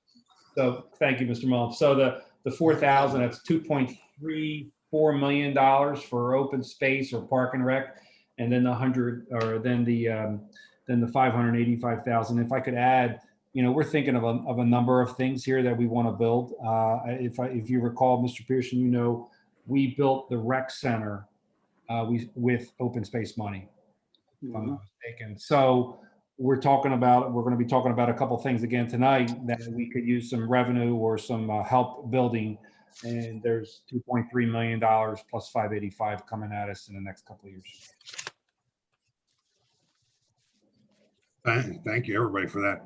I just have one little question about this plan, of one little spot, and it's not on the plan itself. And it's the intersection at, I believe it's now Arcola and Mennonite Road, where Mennonite takes the hard left there. And we currently have an island and a pedestrian crossing at that intersection. Are you aware of where I'm talking about? I'll leave Brad answer that. Brad? Yes, I'm aware of the location. Is there any upgrade plan for that? Any push button lighting or anything? The short answer is no. I wasn't aware that there was an issue, and I think that was just done recently, wasn't it? It was just done recently, and I've had complaints from other residents, and I live very close to that and have crossed that part of the road. It literally, I look both ways. If I see no cars, I still have to run across the street. Yeah. Because the way the road curves there in the sight lines. Yeah. So we were just talking tonight about, an intersection there where we're going to put in a push button and it's going to put a strobe and some things. So that might be a consideration. I don't think that's part of this plan, but I just wanted to throw that out there. Anyway. Still, are you talking about the island that they put in? Is that what you're talking about? Yeah. And that was put in probably 5 years ago. And my understanding is that was part of the original White Springs plan, and that whole development, White Springs, was all planned around 2006, even though it wasn't built till recently. And I use that every day. And that was a traffic, and Casey, you can correct me if I'm wrong, but that was a traffic calming installation, and it does slow people down. It pisses people off to make the turn, but it slows people down at the same time. Yeah, I know. And I hear you. One of the reasons I like this traffic circle is it's also going to be a traffic calming feature. Yeah. Correct. And if everyone did drive the speed limit on that road, I'll just say, it slowed that traffic down. And then the road diet that Mr. Dingman suggested on Mennonite, and put that trail in, which gets used a lot. That was one road diet I think that was really successful. But I don't know, Casey, about that. There's bushes there, and I know some cars eventually they do launch on that island a little bit, but I think it's necessary, but it just doesn't look as good as maybe it could. I don't know. Yeah, we'll look at that in the future, but that's just a spot that I'm aware of. Personally. I think Bill Digman's got some feedback for us. Yeah, there are some crosswalk enhancements that White Springs is doing at several locations on Arcola Road for, I don't know, brick paving. I don't, they're not going to use brick, but that type of markings on a roadway, that Casey, that might help a little bit with some of the traffic. Yeah, that's definitely going to happen. That's definitely going to help. And if the pedestrian activity, continues and the safety issues continue, it's a perfect location. We could look into like a county grant to put up the ped push buttons if we need to, as a further enhancement. We've approached, as part of this, Brandolini and Toll Brothers, had a joint meeting between them and Audubon Land Development about making Arcola Road a little bit more homogeneous so that all of the crosswalks matched, that there was some texture of those crosswalks so that maybe that would slow some people down, and it would sort of unify the area a little bit as all of these developments sort of rounded out at the very end. We're running into a couple of issues. Brandolini doesn't have a lot of funding sources at this point right now, but we're working with them. We're working with White Springs Farm as they wind down in units to really bring the area together, hopefully. Casey, did you say White Springs was going to pay for the pavers that would? They be do pedestrian- have, I'll step in because Okay. it's Yeah. an escrow question. They do have requirements to do some crosswalks Mm. along Arcola Road between the two developments. They've identified them, along Arcola Road, and we might be changing them a little bit or changing their location a little bit based on the roads now versus how we thought of them back in 2006 and the other development. So, but we're starting the discussions with them on that. And we've asked them to do them much in the same way that Audubon Land Development's going to be doing the crossings, or, in this development and across the roundabout. So like Jeff said, it could cohesively all come together and have like a real sense of place out here. Mhm. Yeah, and that obviously that traffic circle is going to be a huge improvement. That where Arcola hits that Waterloo Drive right out the back right now is literally a take your life in the hands type of intersection. So we don't, any improvement there could be wonderful. So Yeah, all right. the way that the road sloped is you can't, if you're coming out of there, you can't make a left safely out of Wegmans. Quick question, Ed, phase 1, what's the time frame for that? Well, we hope to get started. Brad, what would you say, within a month? We hope to be started in a month. And we promised our neighbors, and we'll live up to that promise, that the first thing we will do is construct the berm before we build any buildings, and we'll still live to that promise. And I'll repeat what I did at the planning commission. The whole site will be under construction due to earth balancing in phase 1 and the berm construction. So when you see more than just the building area where phase 1 building is going, recognize that they'll be building one building you're granting them approval for, but the whole site will be graded. Right, good point. Okay. Will anything else be in addition to the one building? Are you going to be doing any of the amenities that are on the left, or just that building to start is in phase 1? Just the building and the park, the proposed park. The connection That's with. there, okay. The park is to the left a little bit there. Park, Okay. yeah, there we Oh, go. there, okay. The road improvement. And that's it for phase 1. And phase 1 also includes obviously the roundabout. And it also includes the trail going around the roundabout the whole way down to 29, and then traverses along 29 for several hundred feet, I guess. The buildings to the left, that's phase 2. You'll be back for that later. The building to the upper part will be phase 2. We'll be back to you again with a request for a final approval on that and whatever we have going to the left. Okay. All right. Great. Does anybody, if there's no other questions, I'll be happy to entertain a resolution. I'll make a motion to, go ahead, John. Please go right ahead. I'll make an motion to adopt resolution 2021-21, granting final land development approval for phase 1 of Residence at Providence Town Center. I'll second that. All right, I have a motion and a second. I'll call the roll. Supervisor Kelsey, Yes. Supervisor Higgins, Yes. Supervisor Pearson, Yes. Supervisor Vagnozzi, Yes. and I will vote yes as well. Thank you, everyone. All right, you thank very you. much. Yeah, Thank thanks, you. Ed. Good night. Mr. Mullins. Yep. All right, good night.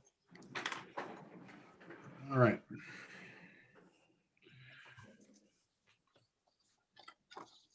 All right. Now we're on to manager and department head reports. Good evening, everyone. Can you hear me? I can hear you, Tim. Okay. I have a couple items I want to go over. None of these are necessarily consensus items unless there's any board members want to discuss this any further, but more of an update. You may recall that we had a February 8th library workshop, which we approved the minutes on. Minutes went into a lot of detail on some of the issues that we're dealing with, and the board had appointed 2 supervisors, Supervisors Vagnozzi and Supervisors Higgins, to work with me. And our consultants from Dewey and LSS and our Parks and Recreation Director to work on a working committee to kind of get into the weeds and go into the next steps. we did have our working committee meeting on March 2nd to go over, probably trying to go over some of the next steps. It became very clear at that meeting that there's still not consensus on a site selection or where we want to put this. And that's that's kind of step one before we can gravitate into some of these other steps. So I'm not going to read the memo. I think I tried to get this out to everyone in advance for you to review and comment on. We do seem to have settled on 3 possible sites for further due diligence. And the number 14 is kind of related to number 15 because initially we were planning on reviewing and adopting the park master plan tonight. And I've asked that be put off until we get some decision on the final site selection, because that will have a direct impact on the final configuration of Black Rock Park, depending on where we situate it. So we try to do, I sit down with Chris Dewey and staff just to try to come up with some of the features of all the 3 options that we have. One is the current site that we have is near the, it's currently on the park master plan adjacent to the fire station. There were some concerns about getting better utilization of the large parking area that we have. I think there's a optical impression that it's very empty during a lot of periods throughout the year, with the exception that, maybe an election day or some other event. And so there was can we take better access of some of the site footprint to take advantage of that? And then obviously, there was a request to try to do another due diligence on what we may want to do at Anderson Farm Park. And I did have a discussion with Joe Bresnan, and Joe, you can get involved a little bit on this, on trying to interpret what the refresh our memories on what that deed restriction is. And my concern isn't as, it's can you put another facility there, and the interpretation of the open space restriction. My larger concern is we do have some structural and facility concerns, limitations in that existing facility. And if in the future we may want to ever add to that, or add some bathrooms, add some other amenities, there's some discussions about putting our splash park in that location. I think we need a fresh interpretation before we pass this master plan on what we can and can't do at Anderson Farm Park, not just for the Learning Center, but a lot for these other amenities that we're looking at over the next 5 years. So that's just a summary of where I think those 3 options are. And I think we really have to make a decision on where we stand on where that site selection is going to be.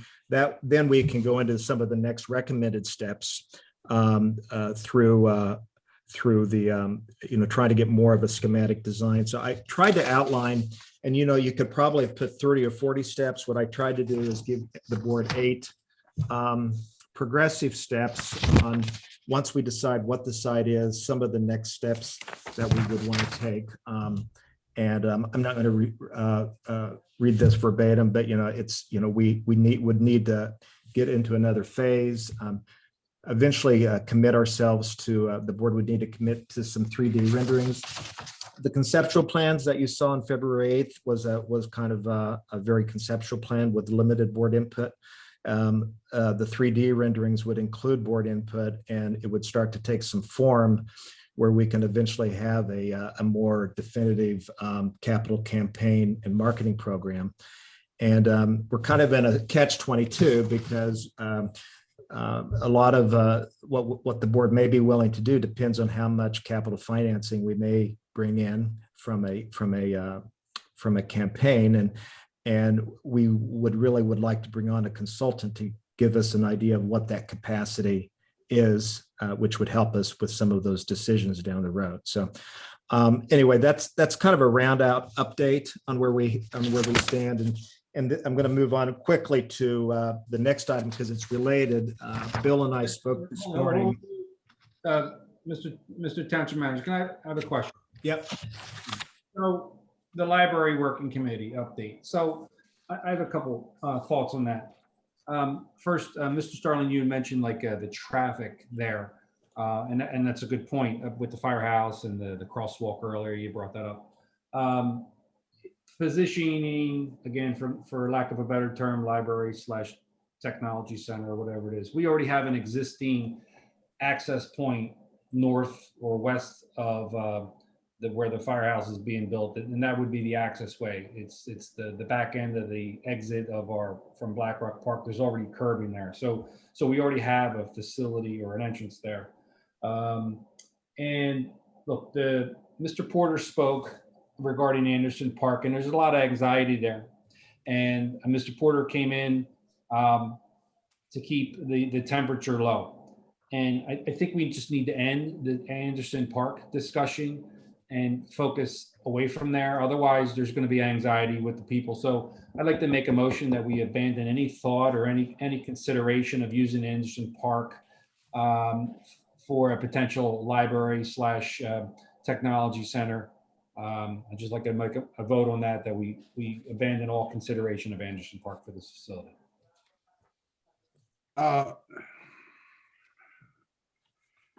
Do I have a second? Well, I mean, it sounds like it would be a battle, and Yeah, I agree. Listen. I would second that only because Okay. I'm not in for a battle again, and I hear you. Got bruised the last and I think we have other good options, great options. So Okay. All right. I don't want to put I'd like to leave all of our options open, period, no matter what. It's obvious that we're not focusing on Anderson Farm Park. I get it. And I understand everybody's concerns, but I just don't want to give up all of my options. That's all. Well, can I? Mr. Taperman, oh, wait, go ahead. Sorry. That's all right. Mr. Taperman was just about to get to, we're going to schedule a workshop on, we have a fifth Monday in March we're going to take advantage of. That's correct. And that's what I was suggesting. This has, and I was going to suggest that we have two topics too. We can have other topics, but the two major topics I'd like to talk about is I'd like to put our park master plan to bed. And it's, like I said, it's somewhat linked to the park configuration for Black Rock Park. And I'd like us to also have a more substantive discussion on our next steps as far as the library. And so you can make a decision tonight, or you can make this decision on the 29th. I was basically wanting to give an update tonight. I didn't mean to try to press the issue that you had to make a decision, but I just wanted to kind of give everybody where I think we are on that. So that's why 14 and 15 are kind of related. So I'm going to suggest we table. Well, okay, go ahead, Bill. I was just going to say, I actually agree with you. But I suggest we table resolutions till the April meeting. We have this workshop. We roll both these items together because they are actually together. All right. The new library is part of the park master plan. And at our 29 workshop, let's get our heads together. We can have some more robust discussion and be ready to resolve. There may be some other things we want to make resolutions on too at the April meeting, as far as getting an architect involved and coming up with a rendering. If we're going to ask folks to become part of a trust, a 503C, to support this, we're going to have to show them at least some pictures of what we're going to build, right? So we may want to do more things than that, but I would say we table it to April. I do not disagree though about Anderson Farm Park. Okay, so I do not. I'm trying to make life easy. I hear you. Mr. Porter came in as de-escalation. If you don't, I made a motion. If I'm not mistaken, Ms. Kelsey seconded. We can end this. Otherwise, Mr. Starling, I'm telling you, you're going to have 100 people at the meeting next week. I guarantee it, because that's the anxiety that's created. You're kicking it down. We have to have these meetings and just remove the distraction, and then again focus on the various issues that you all brought up. It's a great point.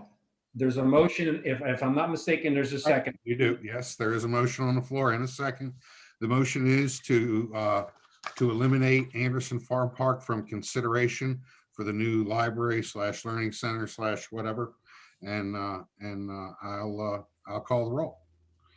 Supervisor Kelsey, Say yes. Supervisor Higgins, Yes. Supervisor Pearson, No. Supervisor Vagnozzi, Yes. and I will vote yes as well. So we'll eliminate that option. And so now we're back to the administrative campus, and we'll talk about that on the 29th. And hopefully we'll come out of the 29th with some things ready in April to get down to business and move us forward in the next Good steps. work. Mr. Chairman, our consultants are online for that night, and Jeff, I'm thinking Judith Goldstein will be online for that thing as well. And that'll be I had with her Friday. She was available. Yeah, and that'll be a public workshop, so everybody can listen in that's on the call from the public on that one, and hear what we're talking about and considering, and also see. I'm excited about this park master plan. Not everyone's gotten to see it yet, and I was actually out at Green Lane Park, and they've done a bunch of upgrades there, things like playgrounds and added bathrooms and stuff. And it really looks sharp out there. I want to make our parks in the township look just as sharp. And so I'm excited about this plan and would like to put a little bit of emphasis behind it. All right. The next item is the upcoming leadership summit that our township is hosting this time. We have an agenda. It's a loose agenda. We're going to talk a little bit about our new firehouse. I was going to talk a little bit about our mutual aid agreements in emergency services, and we're going to hear from Royers Ford on their sale of their sewer system. So it'd just be our first time we've done this with our surrounding municipalities, and we may include some more in the future, but it's kind of a trial balloon, and Helene and I are going to represent the board at that one. Yeah, it's really exciting, I think, just to get together with our local community and surrounding municipalities. I think it's a good move. Yeah. Thank you, Tim, for getting that together. No problem. We'll be finalizing the agenda on Wednesday, and we're having the managers from the town of those communities will be in this session, and we're having two elected representatives from every borough. So let's see where it goes. All right, Tim, I'm going to turn over item 17 to you. Yeah, the last item, next slide, please. I really tried to work on this slide. Chief Freeman, Lieutenant Freeman gave me four pictures to use. So I figured the best one is the one of his picture at the National Academy. That's his graduation picture. So I just, I'm kind of stating the obvious. Everybody knows what's happening with the leadership transition, but the people in the public probably don't know. And I wanted to just make it official that we did go through an assessment, and Chief Toomey did submit his retirement notification to leave us on June 4th. So we're going to be, this is more like a save the date type of thing. We're having a save the date of May 17th, 2021. That's our Board of Supervisors meeting, where we're going to have Mr. Freeman, Lieutenant Freeman, sworn in as our next Chief of Police. We have secured the services of the Honorable Cheryl Austin from the Montgomery County Courthouse. Has agreed to swear Lieutenant Freeman in. And I'm very looking forward to the transition. Transition's been very smooth. And I think Chief Toomey may be on the line. If you'd like to say a few words, Chief. Thank you, Tim. I'd just like to applaud the board for selecting Lieutenant Freeman to succeed me upon my departure in June. For the past 7.5 years, I've had the pleasure of working with Mark, and he is very highly qualified to be Chief of Police, and is responsible for contributing to many of the successes we have enjoyed here at the department. Lieutenant Freeman is a man of integrity, intelligence, and is even-tempered. And I couldn't be happier that he's the man to lead the police department into the future. So I'd like to thank you all for that. Thank you, Chief. Thank you. Mr. Thank you, Star- Chief. Mr. Starling, if I could, one comment. Sure, go ahead, Al. I've known Mark Freeman, Lieutenant Freeman, for many years. Did a lot of training with him back in the day, SWAT team and whatnot.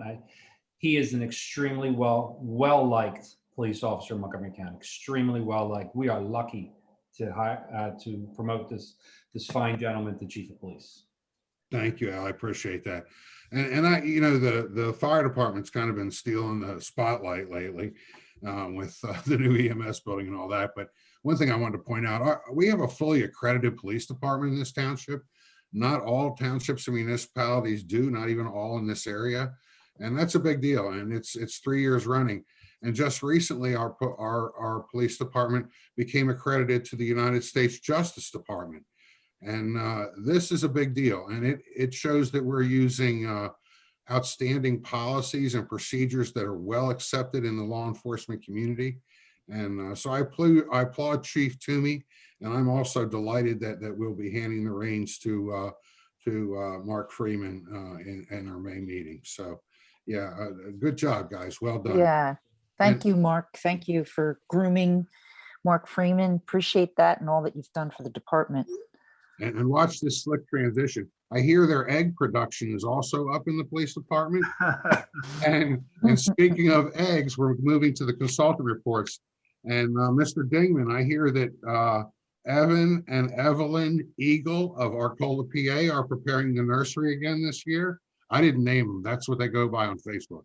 But That's correct. Obviously, we don't know if they're going to have twins or not this year. But all right. We'll know that, I guess, come June or so. Yes, sir. That special date is. So I'll continue my report on some money spending ideas. You have 3 bids due here at the end of the month, beginning of April, that you'll be looking at your April meeting for the Rivercrest Trail, for Caroline Drive Storm Sewer, and the Ashenfeld Culvert. And we'll also be preparing the 2021 road projects. That won't be ready for opening for the April meeting, but the other 3 will be ready for your action at the April meeting, we hope. That concludes my report, including the Eagle update. Thank you, Mr. Dingman. All right. Do we have anything from our solicitor? No, nothing further tonight. Thank you, Mr. Starling. All right. Do we have any supervisors' comments? Sure. All right. I have a. Yeah, actually, Bill, I do. I have a couple. Go ahead, Laura. Sure. One is the activity survey that we did a couple years ago showed somewhere around 72%, something upwards of 70% of the township was in favor of more trails and improving the walkability of the township. And the other thing I wanted to mention for people who don't know is that in regarding to development, the state lets, landowners, if they want to develop it, they can. That is their right. And as far as townships and other municipalities being able to control that, we have very limited ways to try and control that except through zoning. And as far as like trying to buy various parcels for open space, keep in mind that, again, the township is limited to spending no more than the appraised value of that piece of property.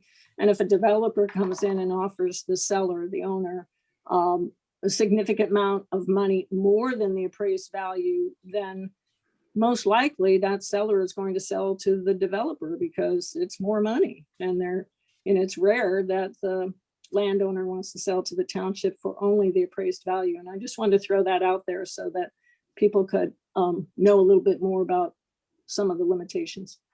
Thank you. Thanks, Laurie. Yeah.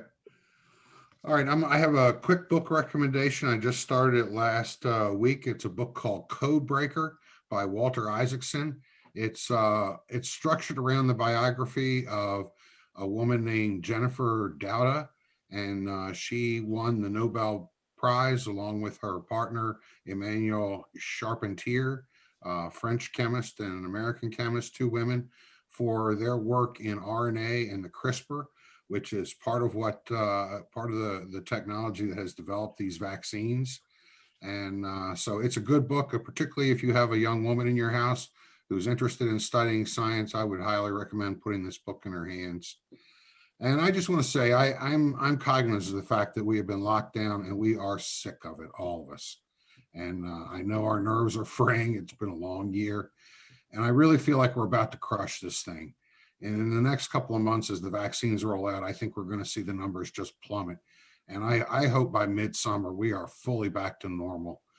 That's my thinking. That's where I think the timeline is taking us.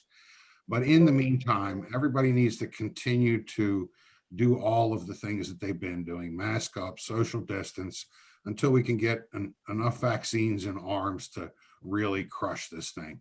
And I want to say I appreciate the employees in our township that work for Pfizer Corporation, Pfizer Pharmaceutical. They were the first ones out with a vaccine. I've personally gotten the Moderna vaccine from Moderna Life Science out of Massachusetts. And now we have the Merck and Johnson Johnson pairing to create yet a third vaccine. And we have a lot of Merck employees in the county. So, you know, these folks are our neighbors, and some of them have worked very hard to get us out of this. And we're almost there. So expect to see things change quickly, but we're going to be safe until we get there. So appreciate everybody's patience. And we're going to have after we adjourn tonight, we're going to have a video presentation of some history about the township, an interview with Mr. Robert Francis. I suggest everybody hang around to watch that. And Mr. Tuberman, you want to give us upcoming events? Yes. Next Board of Supervisors regular meeting. The next two regular meetings are April 19th and May 17th. Planning Commission meeting, March 24th has been canceled. April 14th is the next Planning Commission meeting. On that agenda is 145 Hopwood minor subdivision. Park and Recreation Committee meeting schedule. Next meeting is March 17th. This coming week at 6 o'clock. Comprehensive Plan Subcommittee is March 24th at 6 o'clock.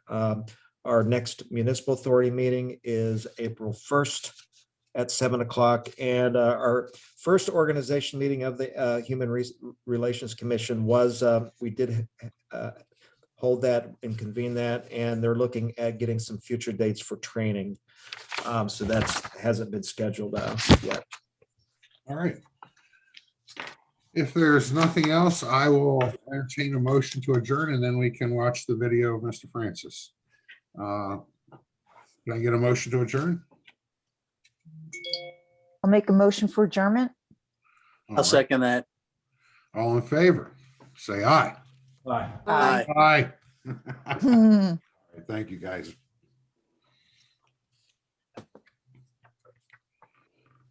I don't know, Tim or Al, whoever wants to talk a little bit about what we're about to see on this video. John, you can, if you want to say a little bit about it. This was. Mr. Francis is a good friend of mine. I talk to him regularly, and watch this. It's interesting. You'll see a couple of pictures that are very interesting, and please watch it. You know, I hope we put it up on the website for a couple of months anyway. And the next one, you know, each one of these things that we do will be a little bit more, you'll get a little bit more out of it. This is the first one. And I hope Mr. Francis enjoyed it himself. I hope he's watching tonight. Bob, thank you very much. He is on. Great. John, you're the interviewer. Oh, we don't have sound. We don't have sound. Tim, you need to share the audio, I think, from your computer. Well, it's not me, it's Jeff.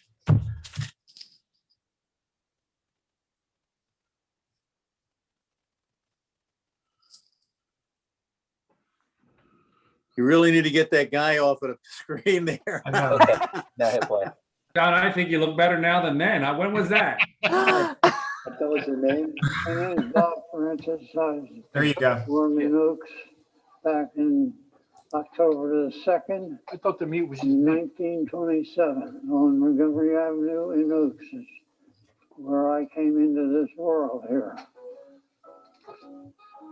Had a couple other fellows lived on the street. We played together, had circuses, and played a lot of baseball.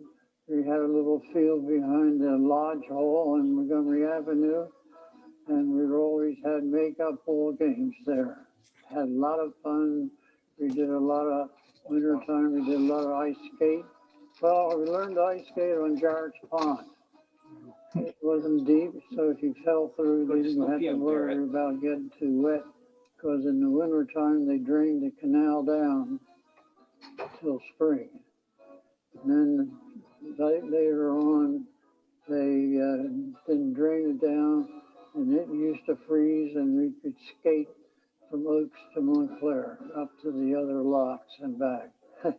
That's what we used to do in the evening after dinner. At nighttime, we'd go ice skating, skate to Mont Clare and back, and that was our night. But I remember shortly, it was in maybe the end of the 30s or the beginning of the 40s, I happened to hear all this racket down along the canal, so I quick ran down on my bike. And just as then I could look up and I could see they had the tug pulling the house barge boat and the dredge barge. And they were taking it up to Mont Clare, and they parked it there by the locks. Well, I went to grade school in Oaks, the old school still there. There had 8 grades in this school, Egypt Road and Highland Avenue at the corner. We had 2 grades in each room. One teacher had 2 grades. My grade that I was in, we had about 8 students in that class. So you would sit there and hear them teaching the class on the other side of the room, and the other half. That's how we learned it. Never learned too much in the way of languages and whatnot, notes. No, I used to go home for lunch. I was close to it, and I would walk home and get my lunch and get a cooked meal most of the time, and go walk back. We had an hour for lunch, and they lowered it down to 45 minutes.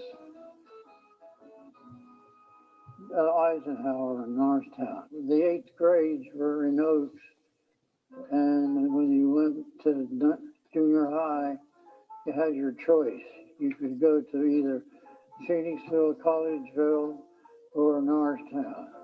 You had to get there on your own because there was no buses. The reason we went there was back in 1940, they had a polio epidemic in the area, and the schools in Montgomery County could not open for a month. So the other schools were open, and people, they couldn't go to those schools either if you lived in Oaks in Montgomery County. So when they opened in Montgomery County, we all went down to Norristown. Skippack Valley bus. You used to buy tickets, $2 for a strip of tickets, would take care of you for a week. I was in the band in this high school. When we first started was during the war, and the band wasn't taken to the away games, just for the home games. Then after the war ended, we started going to all the away games by bus then. I remember one time in the first practice before the first game, and we had to go in after school and get our band uniforms. So I missed the bus. So I had a quick run down and got the Pennsylvania Railroad train, rode to Oaks, quick ate, put the uniform on, and had my father bring me back down to the football field. He used to ride a fitter on the Pennsylvania Railroad, which was up in front of our house, go up in the afternoon train out of Oaks, 10 cents to get to Phoenixville and 10 cents to get back. There were 2 different railroads. One was the Reading, they were the first ones in. They started over the Perkins Junction, and they got as far as Collegeville in the first leg. And then they went on up into Allentown later on. They used that for cut off for freight And it was a couple passenger trains that run, they used that for mail, carrying the mail from Philadelphia to going up north. And they stopped at Oaks. There was 2 mail trains in our time. One was 6:19 at night going north. And in the morning, there was one coming down at 7:20 or so going to Philadelphia. We got mail in the morning and in the night. And then there was a truck route in the afternoon came down from the Allentown area. But the big one was evening 6:19 train because Tetra Flag shipped a lot of flags by rail. That flag was, we made the flag that now flies on the moon. That was made in Oaks. The trains were going real heavy from the Pensy. They tell us that one time there were 26 passenger trains going through Oaks on the Pensy tracks. There were 2 railroads. One's the Reading, the other was the Pennsylvania, and they crossed right down where the Paris paper mill was, right above Goodrich. And they had a tower there with a watchman in there controlling the signals and the switches. My father had the grocery store and he delivered with his truck, and I used to ride around with him when I was 4 years old and so forth. And he used to deliver some food to the tower operator. So I got in the tower a couple times, saw all the switches and all the levers.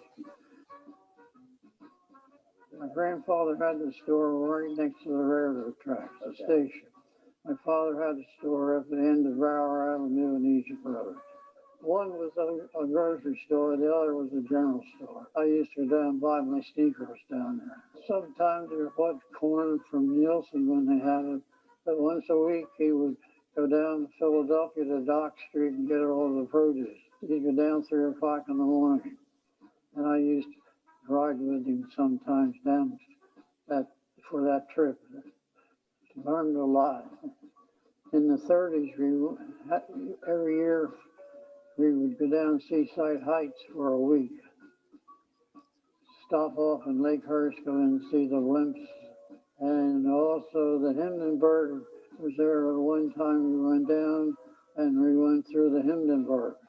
It was in the hangar and it was so long they couldn't close the doors at both ends and the nose was sticking out. So I did see it twice. My mother lived in corner stores, and my father, of course, was in Oaks. He was raised in Oaks, goes way back. And the very first one was a Captain Arnold Francis. He had a farm on that big house along Audubon Road. You can still see it there. So it had a little barn in the back. He was Captain Arnold Francis, good friend of George Washington. George Washington, the captain had a son and a daughter, and George Washington used to read a book to the daughter, and they were quite friendly. After the Revolutionary War was over, there was this barn. George was looking for a barn, or not a barn, but an area for a hospital. So this captain was real good friends with the guy that had this farm up in Audubon, and he talked to him, and the guy volunteered his barn for a hospital. The 6 months that the George was in Valley Forge, they had a smallpox epidemic, and the ones, some of them in that hospital, I guess, apparently had smallpox. And if you go out Old Paulings Road, you'll see a flag with a stone on it, and that's where they buried.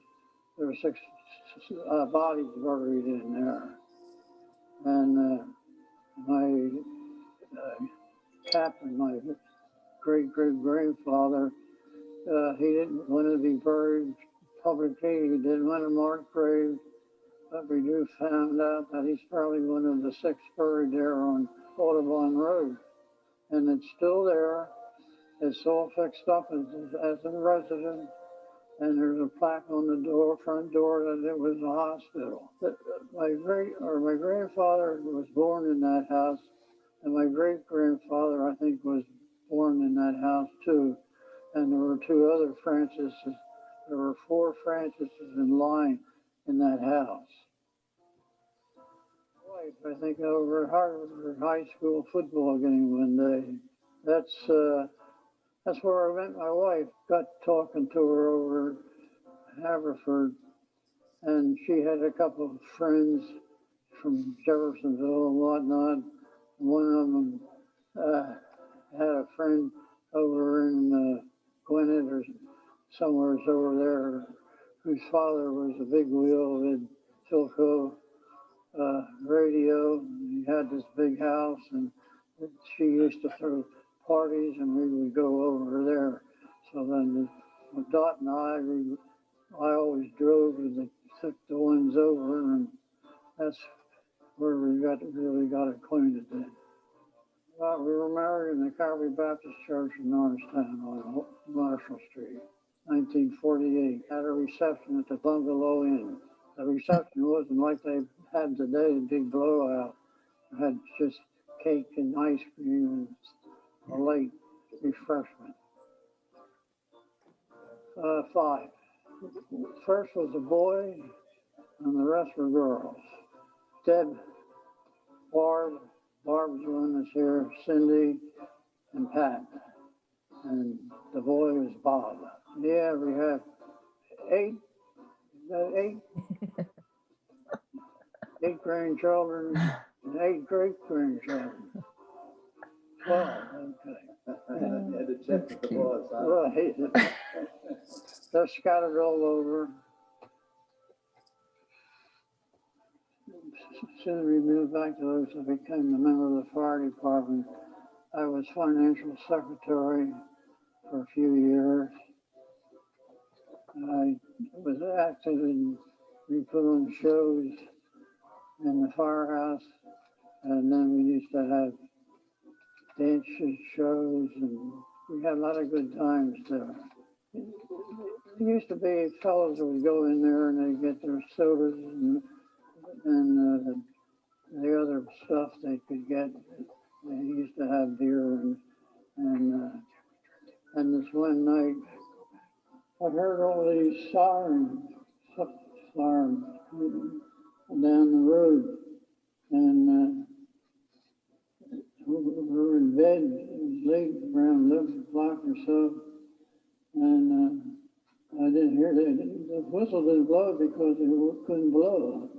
So I did not know there was a fire. So then I finally, I think the room got a little lit up, flames called. Anyway, I got up and went down. Well, then it was all burnt down then by then. And I got in, went on one of the trucks and go down to get water. And that was, I missed all the action. It's been a pleasure for some of these people that they're all new in Oaks. I think I'm and one other fellow, the only original Oaks members around here anymore. So thanks for giving me the opportunity to do this. You're welcome. Thank you.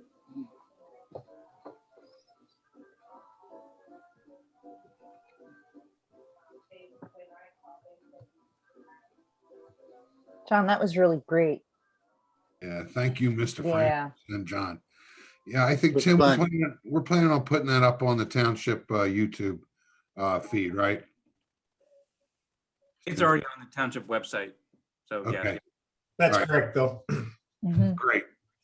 All right, I'm Really interesting. gonna watch that with my grandson. Hey, everybody, thanks for hanging around for a little extracurricular, and we'll talk to you again soon. See you soon. All right, Thank you.